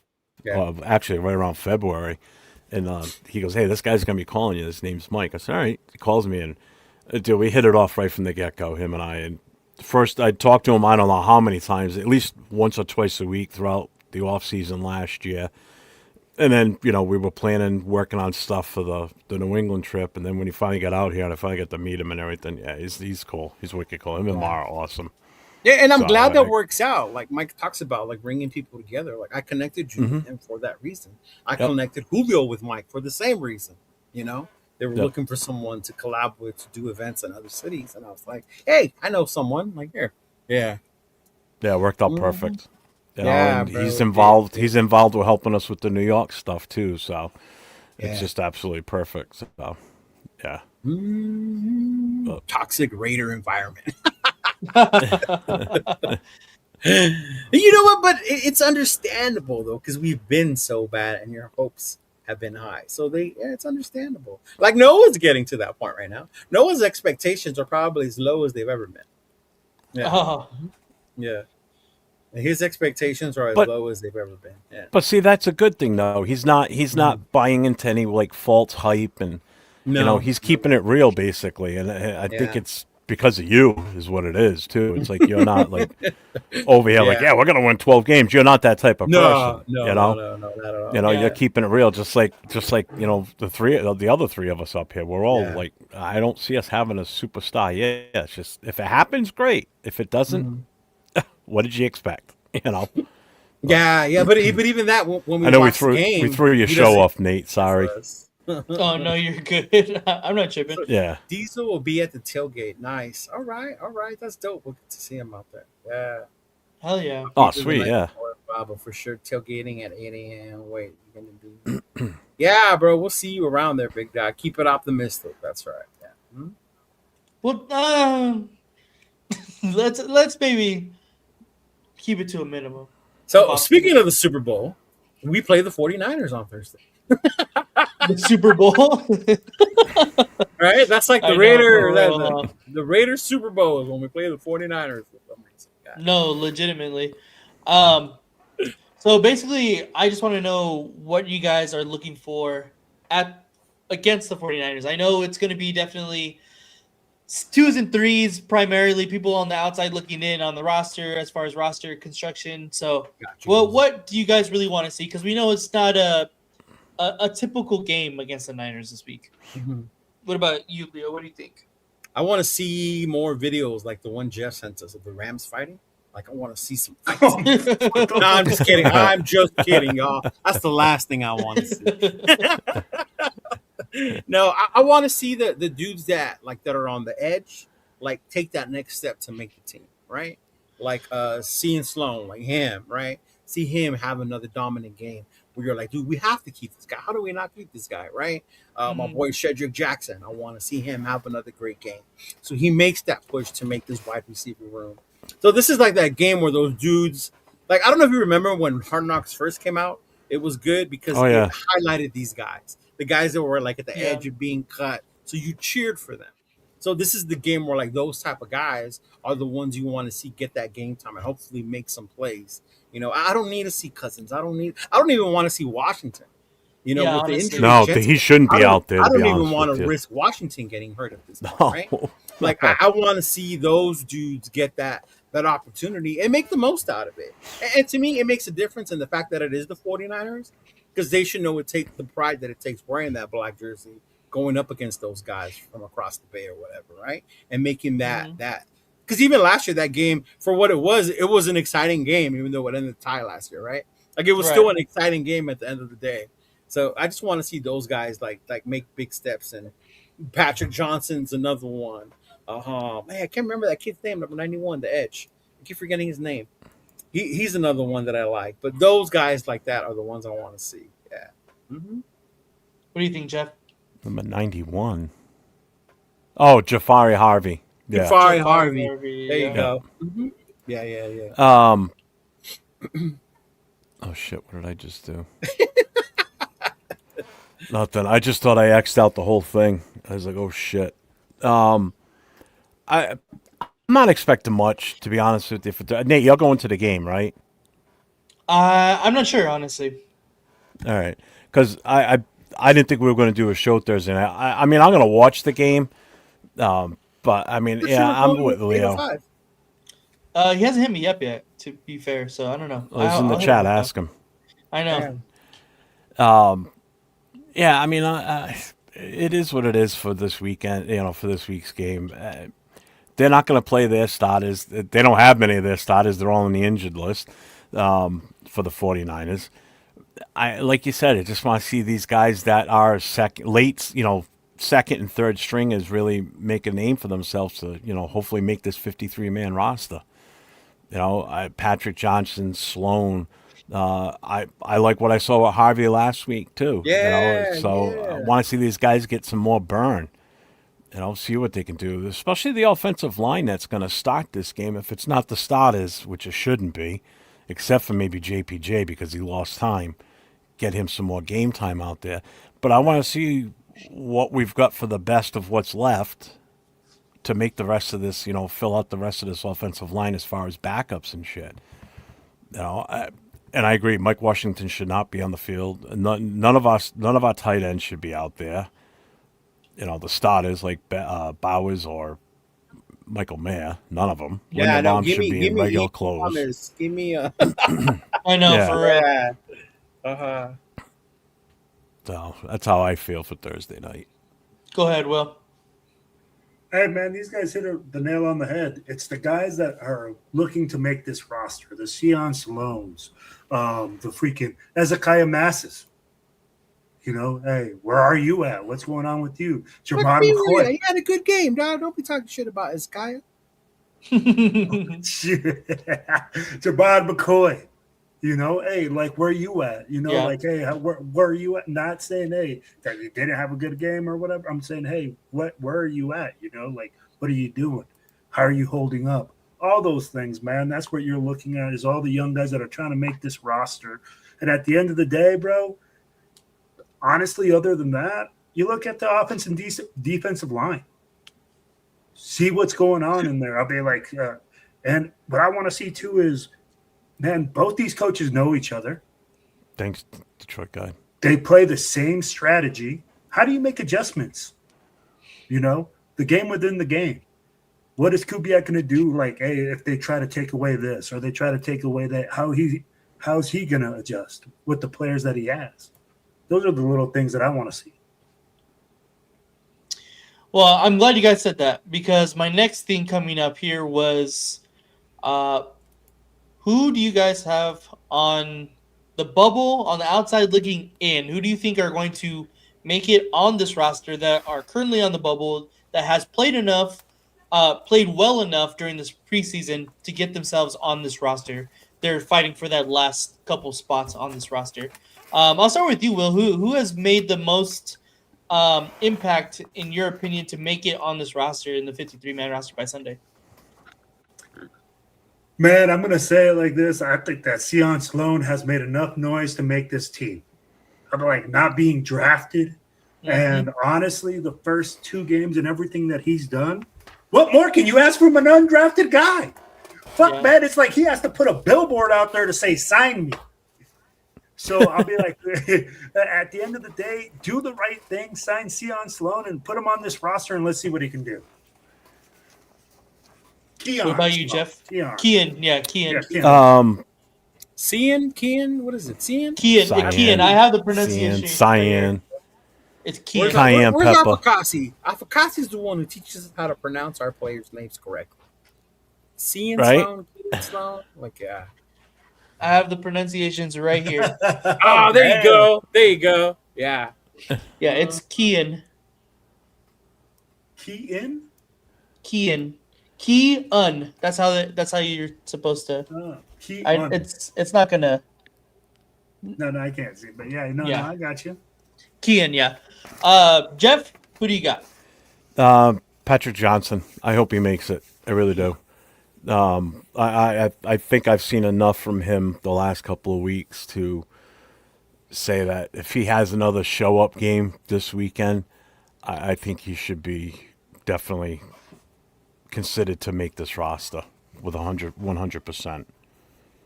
That's pretty much the only one I can think of off the top of my head. Yeah, that's pretty much it as far as I can think right now. Leo, what do you think? My boy, I always want him. I want to see him get more playing time in the Kubiak system. So Shedrick Jackson, you know, if there was ever a time for this man to move up in the wide receiver depth chart, this is the year, my guy. This is the year. I know, honestly. You know, you don't have Grandpa Pete here playing favoritism, bringing in his old buddies to play up slots. Like, this is the year. So for me, it would be Cedric Jackson. But I think the one that's going to be interesting is Cian Sloan because he is undrafted. And then you look at who we have already on the D-line. Like, who do you let go to keep a Cian Sloan, right? Like, if you look at the depth chart, like, who are you going to move on from to keep him or even a Johnson? Yeah. Yeah. No, you should be Jerry Maguire for freaking for Cedrius Jackson. Sound just like, I- show me the money. Show me the money, baby. Tell him, one show me the thing- money. The one thing I've always had as a Raider fan in the preseason is a preseason hero. Yeah. For longest time, it was George Atkinson III. That was my dude. George Atkinson. Yeah. That was my guy, right? Cam Miller was mine last year. See that? Um, Yeah, so he's my preseason guy. Yeah, I forgot about him. yeah, Obafemi? it's gonna be tough. It's gonna be really tough with that running back room, honestly. yeah. See, Sloan to the practice squad would make sense. Yeah. Yeah, I can see that too. Mm-hmm. Um, You got to be careful though, because you put people on the Yeah, practice somebody will squad. pick Cam him up. Miller got picked up by Miami last year. I know exactly. Yeah. Uh-huh. But on that note, I kind of want to do the reverse as well. Players Okay. that are on the bubble that are on their way out, either whether that means they're straight out cut by Sunday or they make it on the practice squad. Who are some of the players that you think are not quite yet ready to make this 53-man roster? We'll start with Will again. Bro, there's a guy that I haven't seen all freaking preseason. And I know that we still have him as a wide receiver on this roster. But when you haven't played one game this preseason, I know and what you you guys haven't say. been able to show anything, then Dante Hightower, you're on the Dante bubble. Hightower. Dante- Or Dante Thornton. Sorry, my bad. Dante I Thornton. wish we had Dante Hightower. Right? Yeah. I'm like, wait a minute. Dante What? Thornton. Yeah, Dante Thornton's on the bubble for me, man. I mean, like, and supposedly he was trying to get reps with the special teams, but because of his hamstring injury, he ain't even getting any reps there. Reps with the special teams. That's where he was at the last time I heard that he was on the field. Heard from who? From Q. Oh, here we Myers. go. There you go. That is the last dude you want to put on special teams. Yeah. Well, that's what they had. Oh, that's where he was Come trying to back make better. his bones now because he wasn't doing it in the wide receiver room. And then he gets Exactly. injured, so he only put himself further into the back of the doghouse. So I agree with Will 100%. I would not be shocked if he gets cut. The only thing, and it's going to piss people off, why they don't, because it's year 2 and you drafted him in the 4th round. Exactly. So one, it makes Spytek already look bad to the people that are saying get rid of Spytek because he doesn't know how to draft, right? Because you're already moving on from a 4th rounder. But as fans, we're tired of that bullshit, right? How long were we saying fuck Tyree? I don't care if he was a 1st rounder. Get him the fuck out of here. Like I don't need someone chasing butterflies on the field, right? Like shit. But I think that's the only thing that's saving this dude. And I think they're gonna somehow weasel his way like on the injured list. So they can find a way to prolong. To keep him? Yeah. Mm-hmm. Yeah. I don't see what they see in him, though, man. I mean, like, The honestly, potential. He's tall. tall, He's tall. He's fast. Yeah, I Yeah. get it. I mean, there's always going to be that one kind of player that you can like. He has all the athletic ability. You just got to put it together. You know, I've seen that multiple times. Right. So I understand why, and I completely agree with Leo because it's his 2nd year. He was drafted in the 4th round. He is this regime's kind of guy. So I can see them giving a longer leash than a lot of other guys, in my opinion, honestly. Yeah. What about you, Jeff? What do you think? What was the question again? I forgot how you had it worded. Yeah, people on the bubble that are probably Oh, he not already gonna answered. make. He said the same thing. So you're on. Oh, Cheetah. the same thing. Okay, so Yeah, Leo, Dante Thornton? Yeah. I didn't realize. Oh. My bad. I'm ready to move on from Tommy I Eichenberg. didn't, but okay. That's what I thought. I didn't think you did. Oh, I thought you did. No. Oh, Oh, I thought you said you did. So I was like, who'd oh, you my say, bad. Leo? Eichenberg. I'm ready to move on from Eichenberg. Tommy Eichenberg, man. Really? The more I watch him, the more he pisses me off. Mm. I'd rather keep some of these younger guys, maybe see what they're doing. But yeah, Tommy Eichenberg for me is like, bro, no, yeah. I mean, other than that, the Thornton one, like I get it, but like I'm with you, like how I said, I don't think you can move on from him, right? I don't think you can, but yeah, for me it's Tommy Eichenberg right now. He's the one that I like, bro. Get. And I don't know, some of the other receivers too that have been here a while, and they're just here. Like, what's it? Dorsett's still on the team, right? Mhm. No, bro. He's Yeah, not. Like Yeah, I dudes think like he's that, gone, though, like yeah, right. He's not on the bubble, bro. That dude's just he was a Yeah. preseason body. Mhm. But See- let me ask you this, you said that you don't like Eichenberg, but we've always talked about, and I know why. The penalties are fucking stupid that he's had this The preseason. penalties, the tackling, the play, like yeah. Now let me ask you this though, like we have a serious lack of depth in the linebacker. Really? I thought you guys said we Well, got depth. I didn't say shit. Yeah, I don't know about that one. I didn't say nothing, but we have a serious lack of depth in the linebacker room. Can you let Tommy Eichenberg go? Even though Why we not? have that much, who are you going to bring in? You could go when teams cut players. There's got to be somebody else out there that'll probably be willing to do more. You give a guy a shot, change the scenery type shit. It's not like he losing him and then now it's like oh No, shit. no. Yeah. He's not unreplaceable. But again, Keeping him because you don't have depth is the stupid Raider thing we've been doing for years. Like keeping Brandon Parker all that time. Why? There's nobody else behind him. Move on from that, dude. Bring somebody else in. Like shit. So that to me is like you can't keep a guy just because of that. Yeah. Mm-hmm. Yeah. Okay. What's up, AO? But although Cody Lindenberg, him keep. Yeah, Cody Lindenberg. he's on the 53 for me. Yeah. Mm-hmm. Yeah. Cody Um, Lindenberg. I actually had Will Putnam.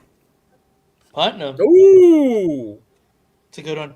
Yeah, Putnam. Thank you, Jesus, if he's not on this roster. And leave it to Jeff to go to the O line, right? I know. Yeah. I know someone in the chat said Wagner. I'm not ready with Wagner yet. I actually have He's Wagner same put to thing. the practice squad. That's Afakasi Thornton. we're just talking about. He Same had thing a with really good Thornton. game. Yeah, Afakasi. Wagner had a decent game the other night. He just needs quicker feet. That's all he needs. He's just so damn big. He's just an imposing force out there. Huge. He's a monster. I can't get rid of him yet. But Putnam, yeah, bye. No questions asked. Yeah. No, yeah. I completely Because agree. I know on the depth chart, Putnam falls behind. He's third behind Linderbaum on center. We keep Meredith, obviously. Putnam goes, and if we have to, you still have in a pinch. You've got JPJ who can definitely do the job. You got Trey Zune too. You still have him too. So there's other guys we can put in there if we have to. We don't need to keep Putnam. I'm fine with Putnam going bye-bye. So Yeah. yeah. Yeah. I'm I done agree. with him hanging around. He's been around too long. Yeah, you're right. Yeah. I want to ask you guys. I know this is kind of a big discussion, I guess, right now with the cuts coming up is who makes that third running back position. There's a lot of people up for it right now, and I don't know if anybody really has a grasp on that number 3 running back spot at this moment. Is it?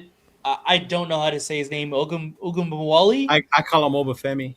Yeah, It's Ogabawali. Ogunbowale. Is it? I like what I saw Lauby? from Is him. it Hemby? I honestly I don't know. It could really be a toss up from those 3 guys right now. To me personally, I think I just have to give the edge to Lauby because he does more in the special teams game. I don't know. I mean, whether or not the special teams game from him is good or not is a different discussion. But I think just because he has the ability to do that, I think that gives him the slight edge over the 2 guys. Right. But in your guys' opinion, who do you think makes that number 3 spot? Let's start with Leo. I think it's a little different this year because we have a fullback, right? So because we have a fullback, that's already one running back. So it depends on how many they're going to carry. And if they're only going to carry 3, to me, the clear choice is Lobby. One, he's been here. He's been showing signs that he can carry the ball more. And also in the Kubiak system as a threat out of the backfield in the passing game. All right? And then you add the special team part. So I think if we do carry 3 running backs, I don't think we carry 4, which is sad, but because we have the fullback now. So I think Lobby gets that spot. I mean, the other dude, because he's a veteran, the presence of Wall, I get it, but I don't see him where he's excelled. Where you're like, yeah, you can move on from Dylan Lobby. Like we try that experiment, it's over. I think he's shown enough that he still stays here, and then Hemby, I think, ends up on the practice squad. Yeah. I think so too. I think Hemby ends up in the practice squad. Yeah. I don't know if he stays there for long though. I think he Yeah, might. that would be the other. Like I can see the Niners like, Yeah, exactly. yeah, What do you think, Jeff? I don't think it's even a question of who the third guy is. I think we're going to roll into this with four running backs and one fullback until we know what's Damn. up with Genty for sure. So if we go with just the three, so that means, or if we go with the three, so we're looking at Genty, Washington, and then whoever the third guy is. Well, take Genty out of the equation because he's not going to play the first game more than likely. And what if it But stretches to 2 he's games? still gonna hold the spot. But he's still gonna hold the He's still spot. holding in the the spot. depth chart. Correct, Yeah. correct. But what I'm saying is, so let's take him out of that equation. So now it leaves you Mike Washington and whoever the third guy is as your primary running backs. We're going to carry 4 running backs plus the fullback is my take. So I think we're going to still have. that would be crazy. We're going to have That's too to. many, yeah. You're going to have to for the first week or so, because the Genty's not going to be available. So you're going to roll with Washington and just Labe or Ogabawale. Yeah. So you're going to run with just 2 running backs and a fullback, and that's it. Yeah. I don't think so. I think That's Lobby. how I strict think the 53 makes you do it. Though. I understand Yeah. it, but you just forego one guy on practice squad if you have to. Like I Hemby? mean, I think Hemby gets cut outright. I think Hemby's going. Yeah. You put Lobby on practice squad. I don't know. Yeah. It's worth a shot, And if it doesn't happen, if it happens and he gets taken, I just don't see us rolling in with just 2 running backs. Period. I just don't see it. Well, because it's 2, but it's not because the third one is the fullback. Yeah. Yeah. That's what's different this year. Yeah. Yeah, I mean the only good thing about not the only good thing, but the other good thing about Connor Haywood is he can be that pass catching running back out of the backfield because he was a tight end first before he became a fullback. Yeah. So, if people are worried about Mike Washington catching the ball out of the backfield because Genty's not there, there's your answer with Connor Haywood. So that's why Connor Haywood becomes extremely valuable those first couple of weeks, or for however long Genty's out. Yeah, if Connor Hayward wasn't here, then I would agree with you. You keep one of those other guys. Yeah. But Yeah. because Connor Hayward is here, it makes a difference. Yeah. Right. All right. Well, what is your take? So I'll tell you like this. I think that Lobby is in that third position right now, right? He's leading the charge. But of course, anything can happen. But I don't think that the Raiders will carry 4. I think the Raiders will carry 3 into the season. I think it all depends on how's Genty's injury, right? If they say, hey, this is going to be a long-term thing, then I think you can put him on something like on IR or something like that where he comes back off IR and then, you move another guy off the roster. Now, that could possibly happen, but I mean, if he's just going to be out 1 week, I just don't see us losing a lineman or putting a lineman on the practice squad in order to carry another running back. But I'll tell you like this, Dylan Labe for me is the guy because he plays special teams, because he can catch the ball out of the backfield. Hemby, like you guys said, you can put on the practice squad because of his age. I know that you guys said that he might get pulled by somebody. That's a possibility. But I mean, I wouldn't do it with the good guy. I can't pronounce his fucking last name, bro. Yeah. So at the end of the day, yeah, that's what it is. Yeah, I completely agree. I think that third running back spot I've seen a lot has been discussed thoroughly, in social media for sure. So I just wanted to see what your guys' thoughts were exactly. Is there any surprise people that is going to make this 53-man roster in your opinion, Jeff? Or you think it's kind of straightforward to what we see right now? Like I have it up right now, and if I have to just go off of it, just scanning it real quickly, not really thinking too hard into it, I don't really see anybody sneaking on here that I don't expect, in my personal opinion. But I mean, obviously, if you guys have any kind of different take. When you say, are you saying just the 53 or being added also to the practice squad? I'm saying just the 53, like the main roster. No, I don't think I have anybody. I'm not surprised, but I am surprised. Sion Sloan, his Mhm. production, like that surprised me. As Like, an undrafted person. yeah, as an Right. undrafted guy, to say that he's going to make this 53 man roster, I couldn't tell you that 4 weeks ago.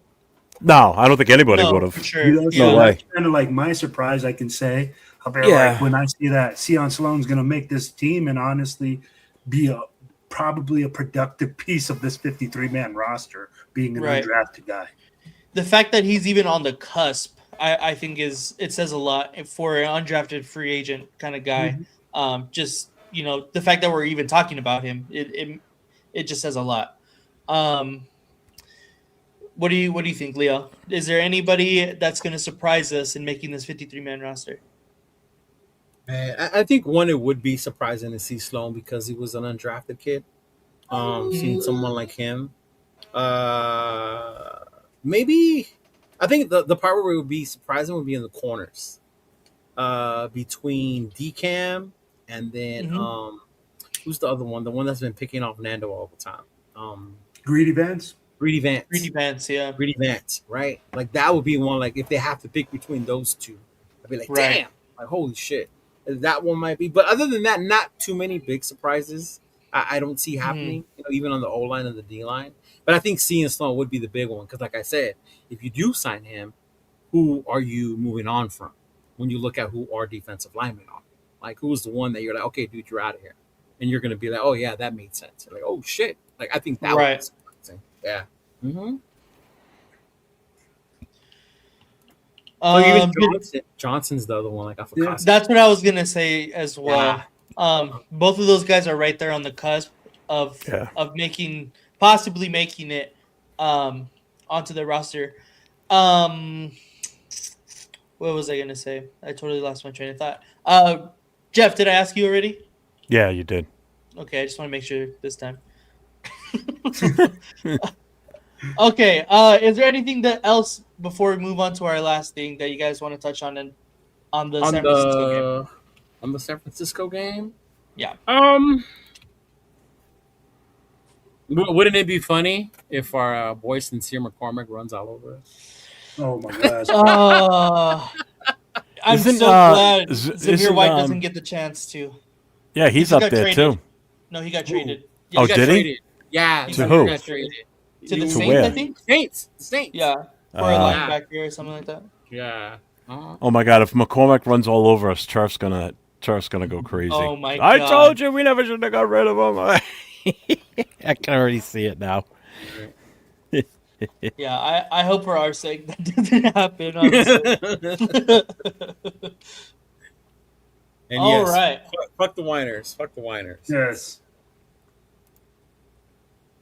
All right, we're gonna move on to our last thing here, and I always like to end with the game. I know, Avocado. Just the thought that came to my mind. So Let's we are going go. to play keep 3 and cut 3. I have 3 different combinations of 6 people that you guys will not know who's going to come up next.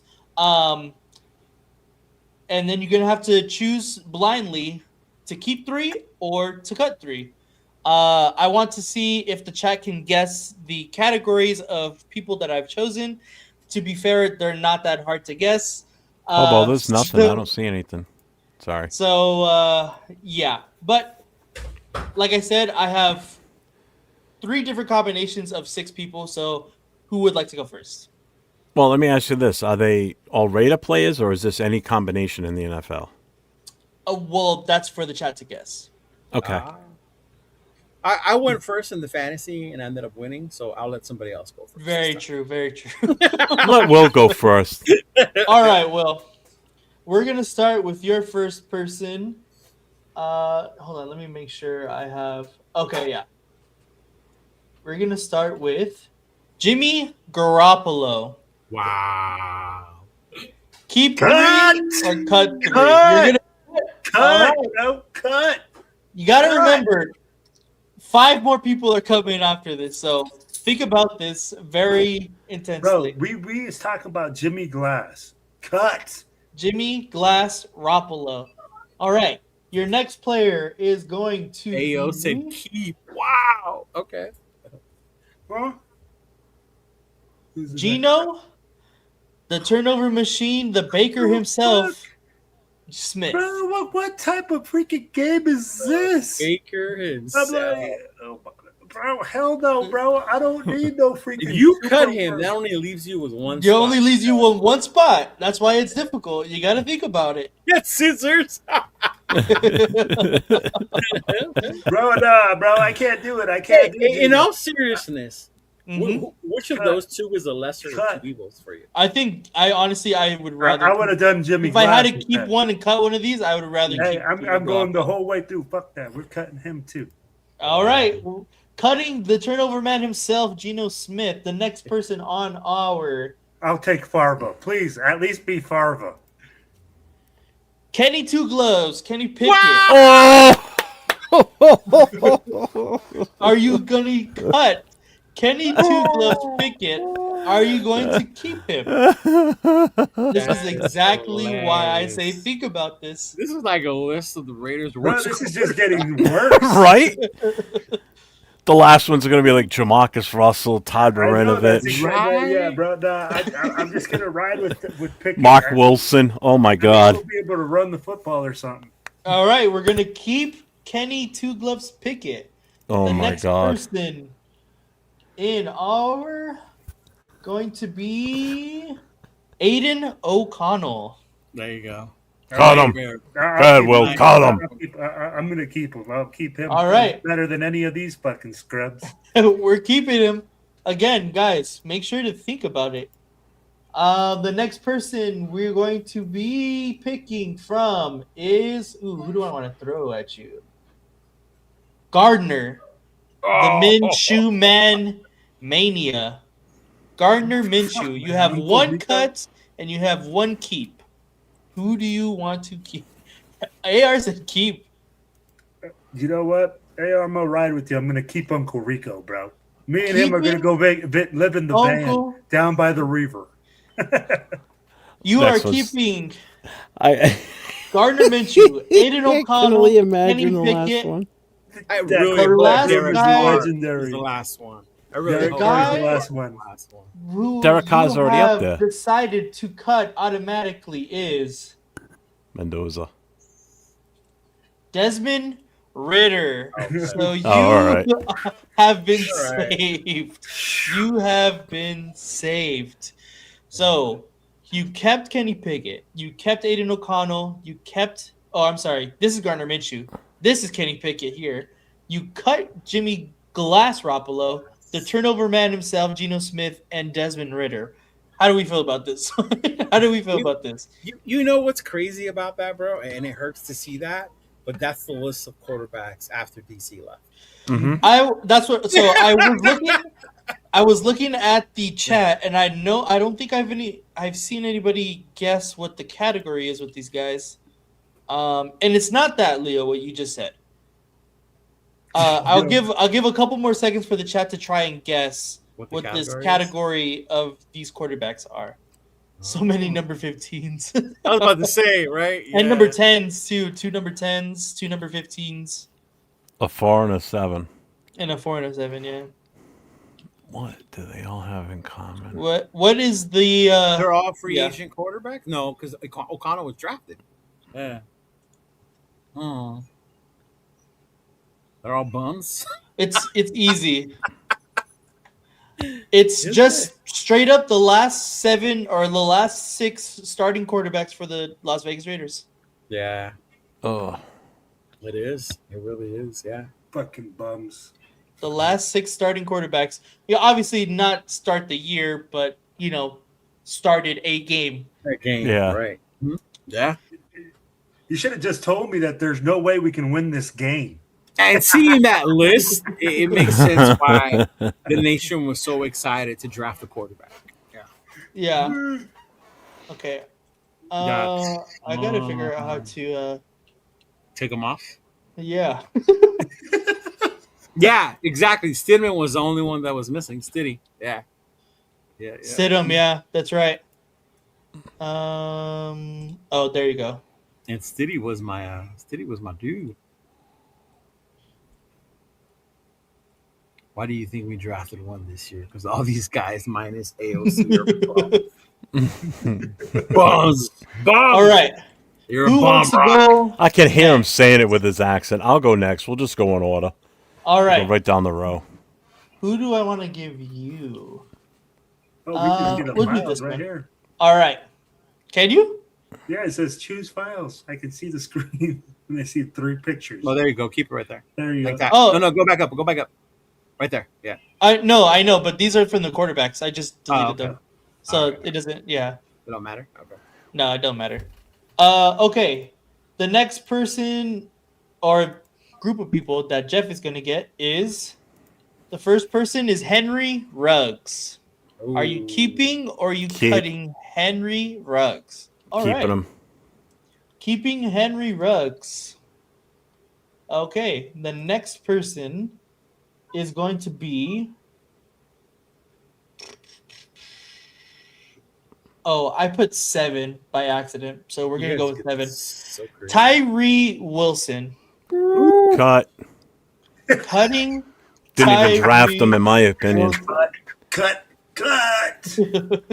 I think I already know the category. All right. The next person is Alex Leatherwood. Cut. Raiders first round draft picks. It is Raiders first round draft picks. Yep. The next person is Fernando Mendoza. Keep. Unblocked Keeping- Tyree is a monster. Yeah. If he can get off the line in Wait a time. minute. Can I cut Fernando? No, I'm kidding. It's your game, bro. Man, it's up to No, you. no, man. no. No, I keep him too, because I'm afraid of who else is coming. Oh, we got Ashton Jenkins too, huh? Genty. Ooh, Jeff. Why are you thinking? No, because I'm just trying to think of what other first round picks are coming up. Like, what's the Yeah. keep him? Yeah. Okay, you gotta think about it. That's why you gotta think about it. I can't think of anybody. The next one is Brock Bowers. That's why. God damn it. Why? You have cut Ruggs Brock was Bowers. the one to not take. Yeah. You have cut Brock Bowers from your list. To be fair, I think I have 7. Like I said, 1, 2, 3, 4, 5, 6, 7. Who did I leave off? Oh, Damon Arnett was the last. The Nope. guy that I accidentally. So yeah. But yeah, sorry, Jeff. You have cut Brock Bowers, one of the best, if not the best, tight end. And in all honesty, that's why I had to think real quick, and obviously I wasn't thinking quick enough, because I would have cut Genty and kept Bowers by far. Well, you had Henry Ruggs first, so that kind of sucks too. Yeah, but see, my thing with Ruggs is, outside of what happened with him, I think he could have been a long-term answer for us, and it's a shame. Yeah, you know, no, I agree. it just sucks. Yeah, DC really knew how to use Ruggs. Yeah. Mm-hmm. All right, Mr. Cheeto Linus, Let's go. you are going to be getting. Who do I want to start with? Let's give you Tokyo Jack Del Rio. Oh, he's getting coaches. Oh, I keep him. Keeping Jack Del Rio. Mm-hmm. All right. The next person you're going to get is... John Gruden. Okay, not John Gruden then. Rich Bisaccia. Cut. Ooh. Cutting Rich Bisaccia. Okay. Next person... Antonio Pierce. This one's personal for me. This one's personal. Got him. You gotta think about it. It's not as easy as it seems until you get to the end. That's what I'm thinking. Like, the only would be... Oh, man. Because if I end up with Peter Carroll in the keep, I'm going to lose it. I'll keep him. All right, we're keeping Antonio Pierce. Yeah. Next person up is Chucky John Gruden. Ah, son of a bitch. Is this 2.0 or 1.0? Whatever you want. He said Whatever 1.0, you want. 2.0. Because if we're basing it off 2.0, He's like, cut him. Cut. Hey, that 2021 season. right. But It- I would only do that because I don't want to cut Kubiak, and I have a feeling Kubiak is going to come up So you're cutting John Gruden? because I have to leave that final spot for Kubiak. Cutting John Gruden. 2.0, 2.0, by the way, 2.0. All right. Uh-huh. The next person, Josh McDaniels. Oh shit! I hate you. Cut. I'm gonna end up with fucking Peter Carroll, man. That means Yep. the known. Where the fuck did I go? Hold on. Yeah, it better be Kubiak. It better be Kubiak. He's bringing him in from the back right now. Yeah, that part too, not about because of the Khalil Mack thing. That's where that comes from. Mm-hmm. Yeah, Bro, did I not save his picture?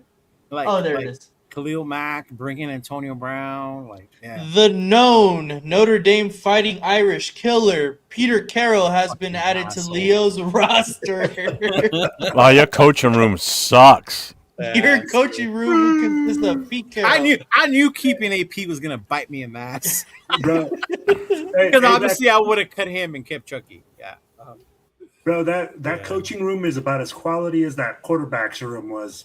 Well, here's the thing. So even looking at this list of 6 coaches, who's the top 3? It's Del Rio and Gruden. Then who's the third guy?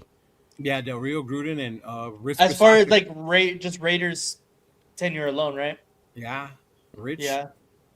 Probably Rich. Bisaccia, yeah. And that's if you're on the side that he should have stayed here because the players liked them. Right. But once Chucky left, everyone knew that Carr and them ran that offense. You know what I mean? Yeah. I think you will actually won. Right. I'm Right. so dead.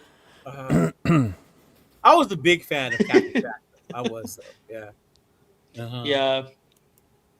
I feel you. I But yeah, just realized, that'll look that'll at do it. Dixon's. Look at his eye. yeah, his He's dude, that shit is got, so he's funny. got York, the owner from the 49ers. Oh, okay. He sent me the picture of 805. Oh, the did he? picture of 805. I'm gonna put that on the flag, yo. Y'all think I'm playing? I'm gonna put that on the flag. Dude, that shit is so funny.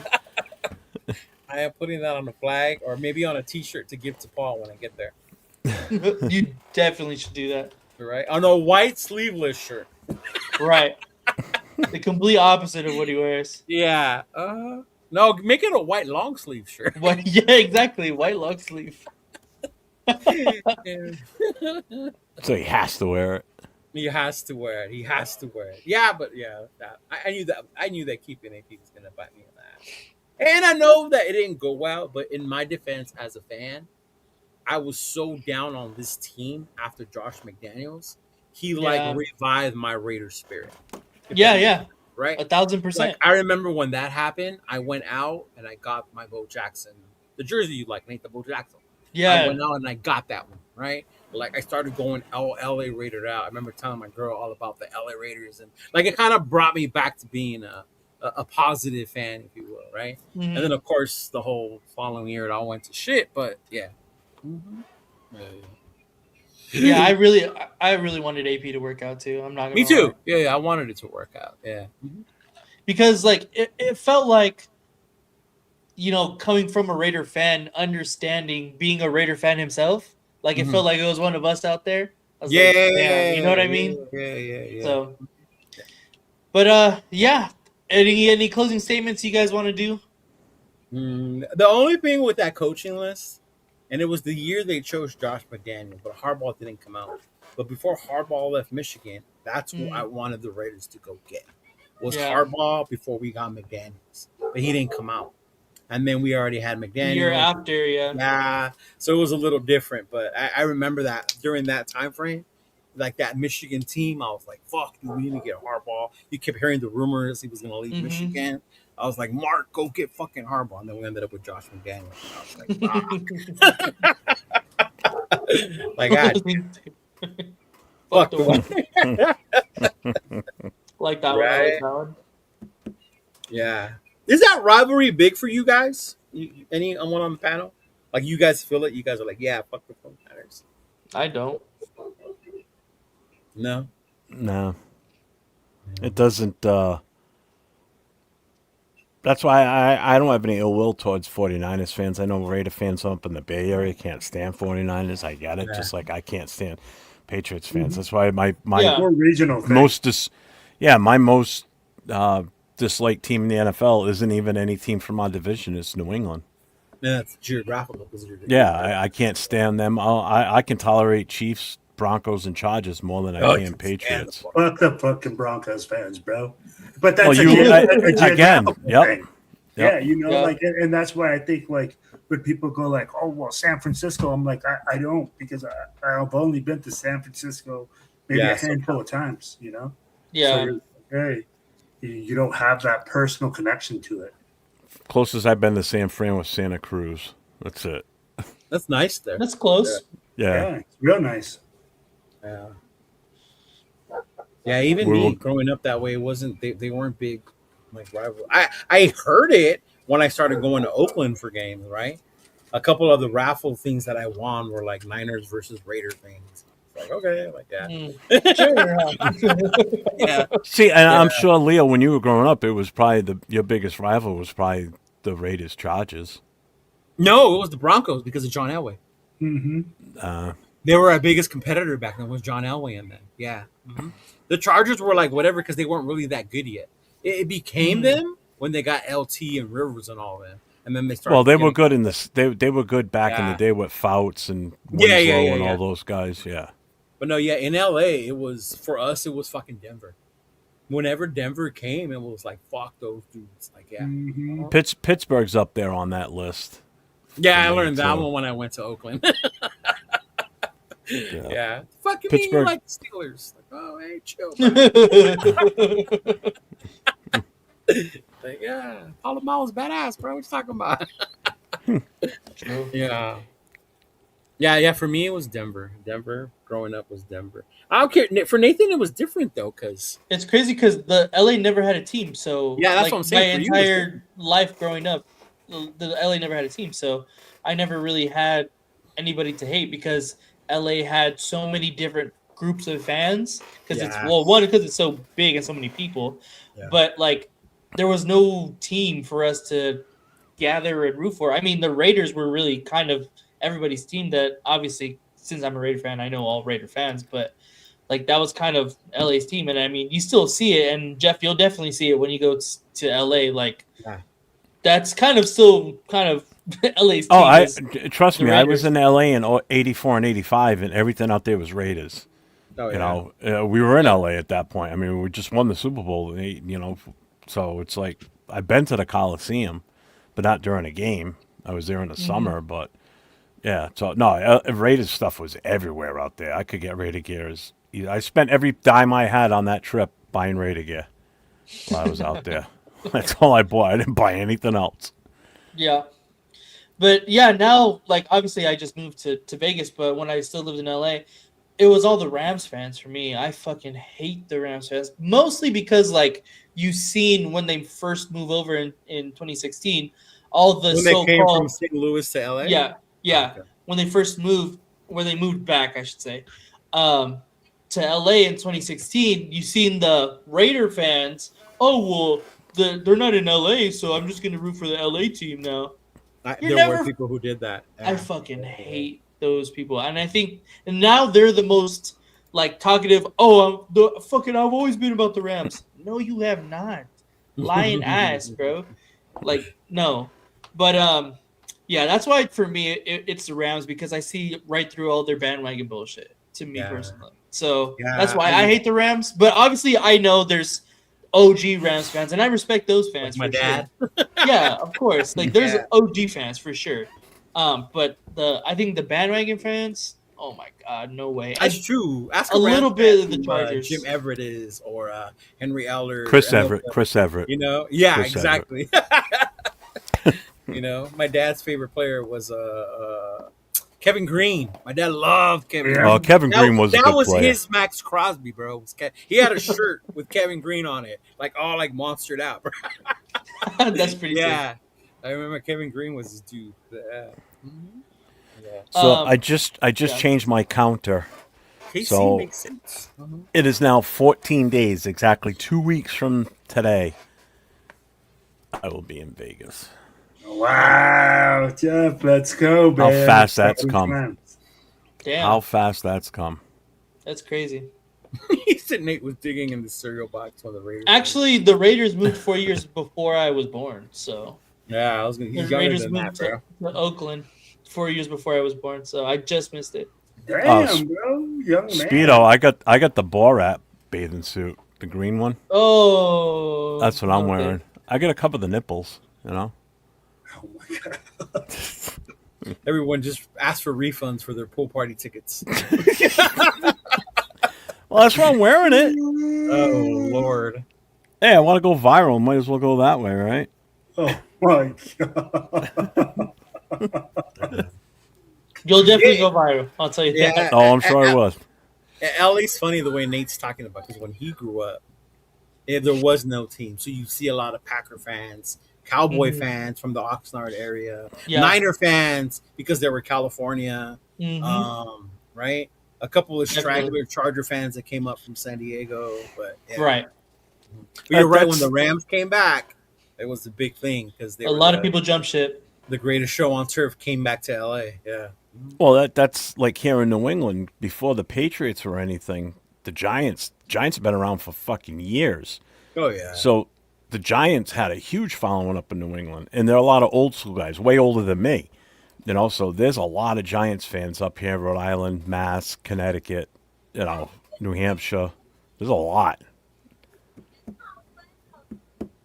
Yeah. Patriots fans there were not many Patriots fans in the 70s until they started winning. Then they come Yeah, out of 'cause the woodwork. I went through my fucking phase where I was mad when the Raiders left LA.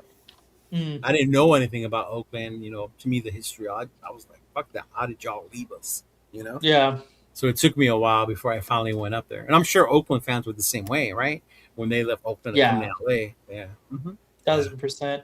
They should have been the Irwindale fucking Irwindale. Ugh. Even back then, there was talk of Hollywood Park, where SoFi is now.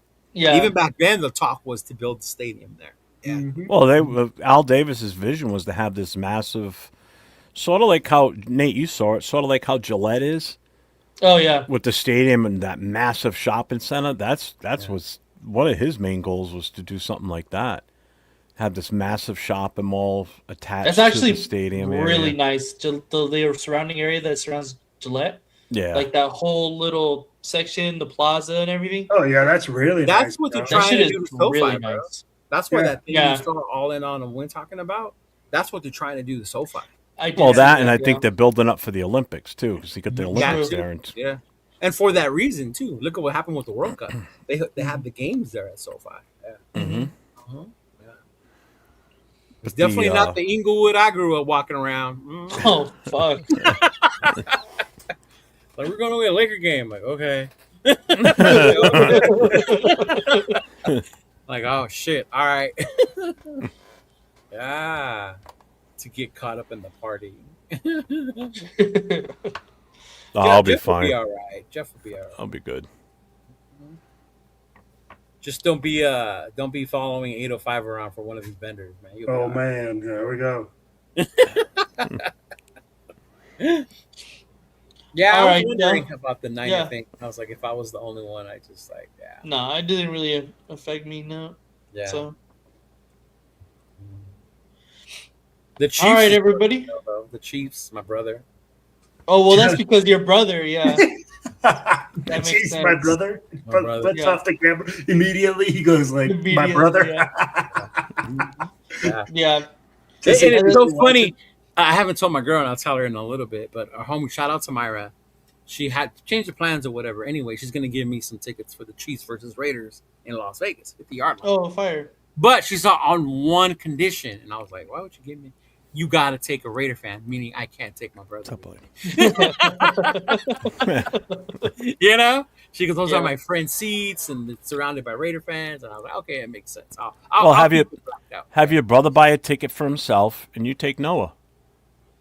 Yeah. I think honestly, I think I'm gonna take my girl because she's earned it as her Raider fandom to be able to Hey, sit like that. No, there you her go. first game, bro, was the Patriot one, the Chandler Jones interception. Oh, Oh yeah. God, that was a Yeah, great game. That was It's a awesome. sick game, yeah. yeah. And then seeing her on Sunday get upset, like, man, that fucking sucks. Gentsy's good. I'm like, look at you.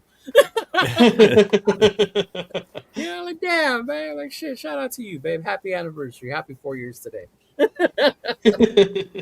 Like, shit, yeah. Oh, Just that's gotta something get that. that suit.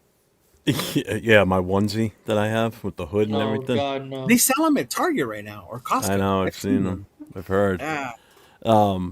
I forgot to shout out yesterday when I was on with the guys for the other show. I was 35 years yesterday for Dawn and I married. Oh, So, nice. shout out You to didn't my shout beautiful that out wife. yesterday. I didn't. 35 years. Dawn, you deserve better. Yes, she does. She's sound asleep already, so she won't know. Get all the compliments out now while she's Yeah. asleep. Yeah. Right. Wow. Yeah, man. Oh, shoot. Hey, on that top, well, it's going to be my wife's birthday this Sunday, so I want to wish her a happy birthday, man. And you Oh, know nice. Happy what? birthday. Yeah, she'll be turning 40, man. So, that big 4-0, and hey, thanks for putting up with me, and I love you. Nice. Yeah, that's All a lot right. of putting up with. Man. Yeah. Shit, no doubt. But we out. Thanks, Sal. Yep. All right, everybody. Appreciate everyone who hopped in today. I don't know if you guys want to have any shout outs to the stuff you're doing on later in the week. If you got anything else going on, Will? All right, man. On Thursday, you're going to see us a post-game show, basically going over everything in the game with the Niners game. And after that, Monday, I'll be on Raiders Unfiltered, and then we'll be back on the Most Notorious podcast next Tuesday, bro. Nice. Yes, sir. Jeff, I know it's still up in the air. Honestly, I still don't even know what is happening. So I will definitely let you know as soon as possible, as I know. But if anything, if I don't go to the game, then obviously me and Jeff will be on Thursday, probably watching the game, doing a little watch party type of thing like we did last time. And yeah, I don't. Jeff, you got anything else going on this week? Yeah, tomorrow night I'm going to be again guest co-host along with Raider Savage on the cage match. Damn, bro, Nice. just leave us for them already. We see the tea leaf. You want to go over there? It's now, only because huh? Asylum's away. Asylum's out of the country right now, so he's asked me to fill in. So I said, "You got me for 2 more weeks now." So, yeah, and Friday night my No Huddle show, and then Saturday night Jason and I Raider Nation Voices. Nice, Leo. What's today? Tuesday? Tuesday. Yeah, nothing else till Friday. Friday at 12 p.m. Me and Rundown go over the game from Thursday. Our initial emotional reaction, right? And then we come back on Monday again at noon once we're calm and we've seen the game and rewatch the film with a more more positive outlook on what we saw that was good, stuff like that. Yeah. So definitely do that on Monday. Nice. All right. Well, again, I appreciate everybody that's hopped in today. Thank you guys for liking, sharing, subscribing to all of our channels. And go ahead, Jeff, say your thing. Everybody stay safe. Go Raiders.